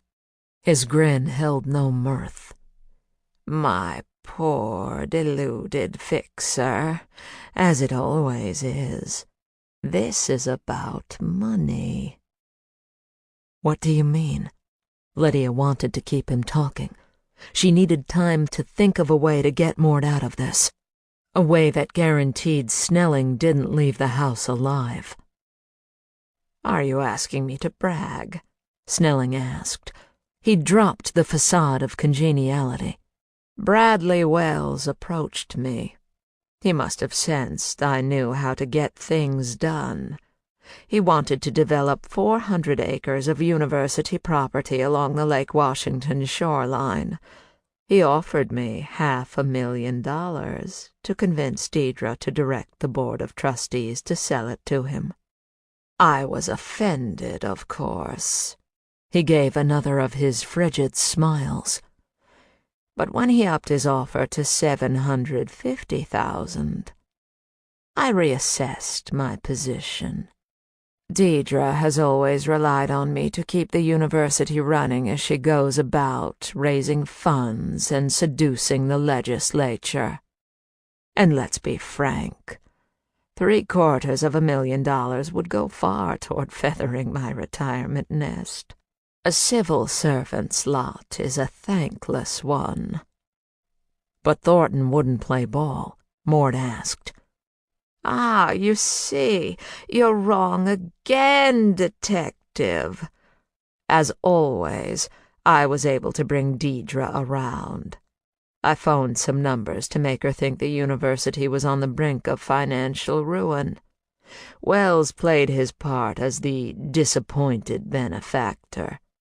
Deidre was easily convinced selling the property to Wells was the right move for the university. "Then why did you have me kill Bastian?" Lydia asked. Because Bastian had grown weary of Deidre. He wanted her gone. Snelling uncrossed and recrossed his legs. You see, Wells had shared his land development idea with Cameron prior to her ending their engagement. When she switched her affections to Bastian, the stupid girl must have mentioned it as pillow talk. I began to hear rumors of Bastian reaching out to various trustees with the idea Deidre be replaced. Some were listening. Deidre was the key to convincing the trustees to sell Wells the land. If she was out of the president's seat, Wells was out of a deal, and my coffers were empty. I tried to reason with Bastian, but he was resolute. He threatened to reveal my role in Wells's plan. Snelling grimaced. After all I did to get his precious ore-2 into his lab undetected. This is how he thanked me. "Did Deidre know you were planning to kill Bastian?" Mort asked. Snelling laughed mirthlessly. "God, no. Deidre deals in abstracts. I'd heard of you, Fixer. I thought you were an urban myth, but Wells thought you were worth a try. We developed a plan to have you eliminate our obstacle." "And Wally Buckner?" Mort asked. "A simple conduit," Snelling answered. "I needed a face to negotiate with the Fixer while I stood behind the scenes. Buckner was extremely loyal to Deidre. He was also a bleeding heart when it came to animals. It took very little effort to convince him to do this for the good of the university. I assured him the Fixer would find a way to humiliate Bastian so that he'd resign." Snelling threw Lydia a smile. "Poor Wally believed Bastian's heart attack was a coincidence. It's my understanding he took quite a bit of convincing when he had to call you to say you'd killed the wrong man." "And you followed Lydia from the warehouse. Found out who she really was." Mort's voice was Arctic ice. Snelling shifted the gun to his left hand. Lydia knew Mort had the same idea she did. Keep him talking, and let that gun grow heavy. "It was a delightful serendipity." Snelling turned toward Lydia. "I fully expected to follow you to an airport, perhaps learn the name of your home city. Imagine my utter joy to find the Fixer lived just down the road. When I told Wells, he was as thrilled as I. The thought of having a professional of your caliber available at our beck and call, Fixer, was quite the unexpected bonus. That's when poor Wally had to die. We had to get your attention, introduce you to your new employer, as it were." "You're saying you killed him?" Mort asked. Snelling returned his gun to his right hand. "Wells had people who took care of that. I was at the warehouse. the voice behind the synthesizer. And Cameron? Lydia asked. Why did she have to die? That was Wells's idea. Nothing more imaginative than revenge for her humiliation of him. Snelling tilted his head. A terrible waste of your talents, my dear. For what it's worth, I tried to talk him out of it. Who was breaking into my house? Lydia's own fatigue was overwhelming. She willed her voice to remain steady. More of Wells's goons. He seems to have a never-ending supply. Then why Wells? Mort sounded puzzled. Lydia knew it was a ploy. Why kill the goose laying the golden eggs? Snelling grimaced. A pedestrian metaphor, detective. But to continue it, I'm afraid he cooked his own goose. What happened? Mort asked. Snelling sighed. As I said, Wells and I worked together to convince Deidre she had no other option than to sell, and she came to agree. But 2 days later, she changed her mind, holding sacred the university's stewardship of the waterfront or some such drivel. She took the proposal off the trustees' agenda. Despite my best machinations, she wouldn't budge. When I informed Wells, he reverted to the gutter thug he was. He emasculated me, called me ineffective, and refused to pay me a cent for all my efforts. Threatened to tell Deidre of my involvement. Can you imagine word getting out? I'd be ruined. I tried to reason with him, but he dismissed me, as though I was one of his factory workers. So it's your image we'll see on the security tapes? Mort asked. Snelling's urbane facade slipped for the first time that afternoon. Security tapes? At Wells's mansion. They show a man entering his house just before he was killed. Snelling stood, less sure of himself than 10 seconds earlier. There'll be no need for the tape. I'm also sure once your investigators search Deidre's office, they'll find the synthesizer and gun I've tucked away. My mission today had been to plant the tapes of the fixer here in Deidre's home, thereby securing her conviction in the murders of Bastian, Buckner, and Cameron. But now you two have offered a more airtight scenario. Lydia's focus was pulled away by movement outside the windows. 3 squad cars pulled into the driveway. No lights or sirens. The scene unfolded behind Snelling's back. What's your plan, Snelling? Mort's tone was a mix of boredom and curiosity. Snelling smiled. Well, imagine you asked me to join you in a search of Deirdre's residence. As executive provost, of course. We were stunned to find the fixer here, lying in wait. In an astounding encounter, the 2 of you shot each other. I was left to call the police and tell them I heard the fixer confess that Deirdre hired her to kill all those innocent people. Lydia allowed herself one glance outside. Several uniformed officers stood at ease, listening to a man in civilian clothes. A large German shepherd stood next to him. There was no urgency in their movements. Her heart sank. They weren't here to rescue them. They were here to search Deirdre's house. She focused her stare, willing them to see the drama unfolding inside. Not one of them turned their way. Snelling's laugh brought her attention back to the room. I can't wait to hear Deidre try to explain away the mounting evidence. She'll see exactly how ineffective she is without me. I'm sure the trustees will ask me to serve as acting university president until a nationwide search can be mounted. Soon they'll see I'm not only the sentimental favorite, but skilled beyond others to handle the job on a permanent basis." He waved the gun. "A much better plan all around. I tip my hat to the both of you for providing it."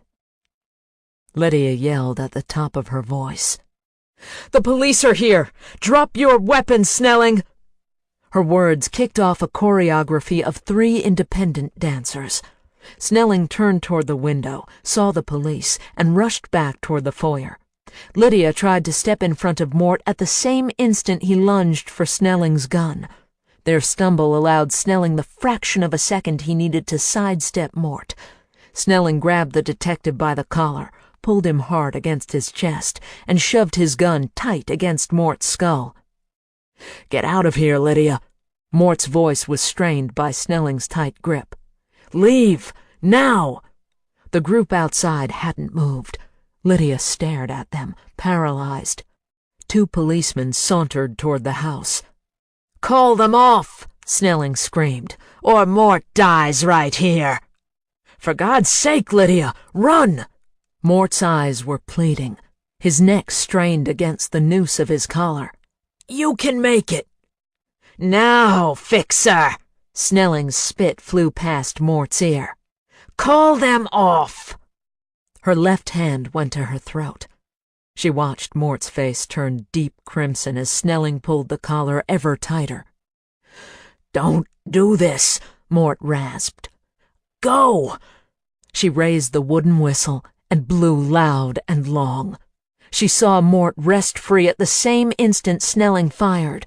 Lydia watched Mort stumble forward, shirt spattered with blood, as Snelling swung his gun toward her. The front door burst open, startling the confused provost.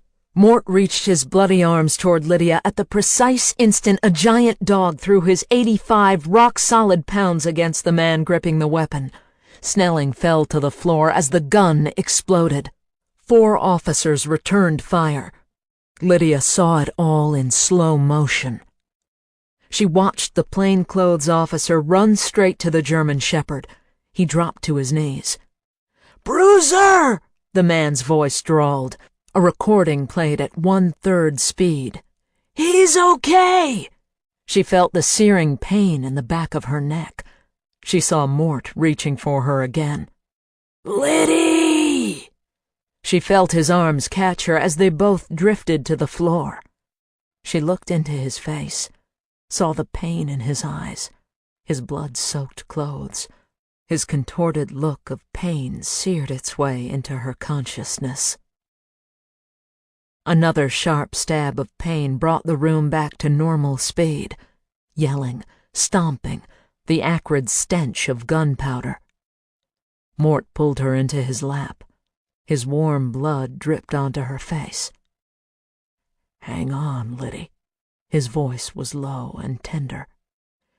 "Help's on the way." She shook her head so subtly that only he could see. "This is the only way." Her whisper was as small as his. "Will you stay with me?" The pain on Mort's face crushed her heart. His eyes stayed riveted to hers. She watched as the sadness in them made room for acceptance.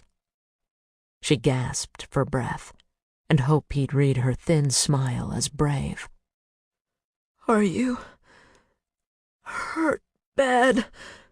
"Don't worry about me. Hang on." Mort's arms tightened around her.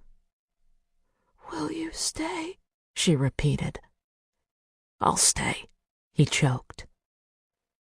"Godspeed." A man walked up behind them. Lydia wondered if this was Jimmy, the friend Mort mentioned so many times. A wispy daydream came to torment her. A backyard barbecue. She was serving burgers and corn. Mort was groaning that Lydia and Oliver had just beaten the 2 older men in croquet.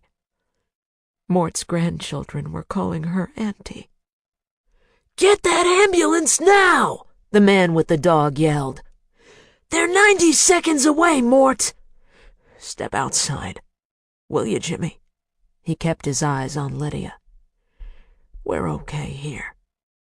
Mort, Lydia whispered. I can't see you. He stroked her hair and rocked her. I'm right here, little girl. He held her close. I've got you. The blindness that enveloped Lydia gave way to a pinpoint of light far in the distance. She focused on the light as it grew, drawing her to its center. Brighter and warmer, closer and closer. Lydia closed her eyes, eased into the lullaby Mort was humming, and floated toward the light. Chapter 48.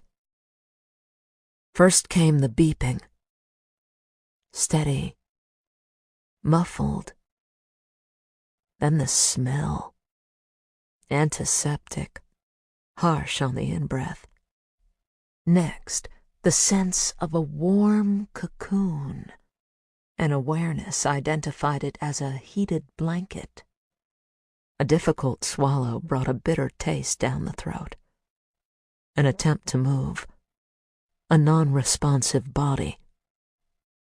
She tried again.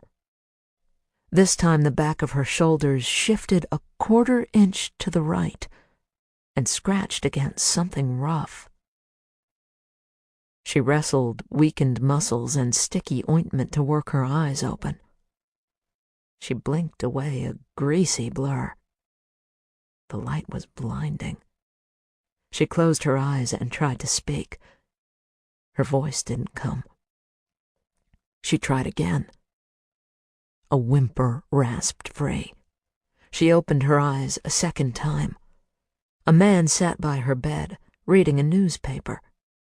She strained to produce another sound, louder this time. The man lowered his paper. His surprised face seemed familiar. Lydia! The man leaned close. She smelled cinnamon and coffee. Can you hear me? She blinked, tried to focus, tried to place the man. An image of a big dog floated through her consciousness. Sweet Mother of God, the man whispered, then yelled, Mort, get in here! He turned back to her. Hold tight, okay? Mort's just out at the nurse's desk. She heard the commotion of people hurrying in, clustering around her bed. She focused on the one face she recognized, the man with his arm in a sling. He looked so tired. Two strangers converged over her, feeling and prodding, pushing and thumping. They called her name again and again. She couldn't respond. For the love of Christ, will you give her a minute? Mort's voice danced to her across the room. She's been hooked up to your damned machines for nearly 3 weeks. You're not going to learn anything more by poking at her now. She watched him step in front of the stranger who had his fingers on her pulse. He leaned down. His eyes shimmered in the light. Welcome back, Liddy girl. Good to see you. His smile soothed her. She croaked 2 soft sounds. Don't try, kiddo. Mort's voice was warm silk. They took you off the vent yesterday. You're going to be sore for a while. Mort looked over his shoulder. Give us a few minutes. The 2 strangers exchanged questioning looks. Please, Mort said. They shuffled out with stern warnings not to excite her. Can you believe it, Mort? The man with the paper grabbed his jacket. You're here 24/7, and nada. I step in for 10 minutes, and Sleeping Beauty comes back from the dead. The man grinned at Lydia as he zipped his windbreaker. I still got the way with the ladies. He winked at her, then slapped his paper against Mort's arm. Call me. Mort waited for the man to leave before he pulled a chair next to her bed. He slid his hand over hers. What do you say we do 1 blink for no and 2 blinks for yes? Sound good? She blinked twice. There you go. Mort's eyes searched her face. I got to ask you a really tough one, Liddy. He hesitated. Can you see me? She blinked twice. No problem at all. Oh, sweet Jesus. Mort's smile was wide and strong. The doc said it could go either way. That part of your brain took a tough hit. He stroked her hand. Do you remember what happened? She recalled Snelling, holding a gun to Mort's head, choking him, the police dog charging the searing pain, the darkness, and the bright light. Lydia blinked twice. Let me bring you up to speed. It's March 19th. You've been in the hospital nearly 3 weeks. Came up from ICU yesterday morning. Docs tell me you're getting stronger by the day, but you've got a long rehab ahead of you. Lydia's breath grew shallow.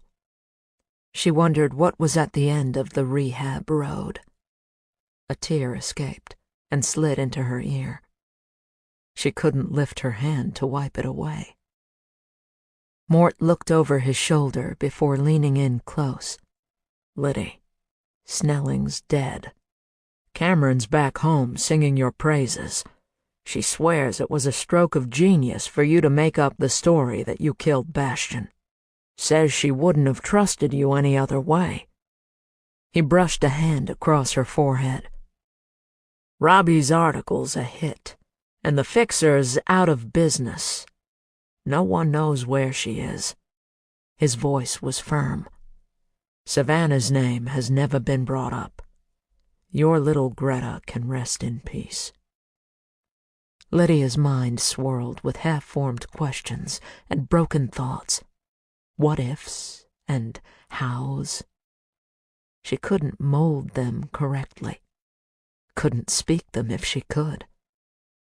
Mort settled back and pulled a notepad from his shirt pocket. The joint's been hopping. A very nice guy named Oliver has been making sure we all get top-notch coffee and pastries while we sit vigil. He's been up probably 12 times. Wants somebody to call him the minute you wake up. He flipped to another page. Let's see.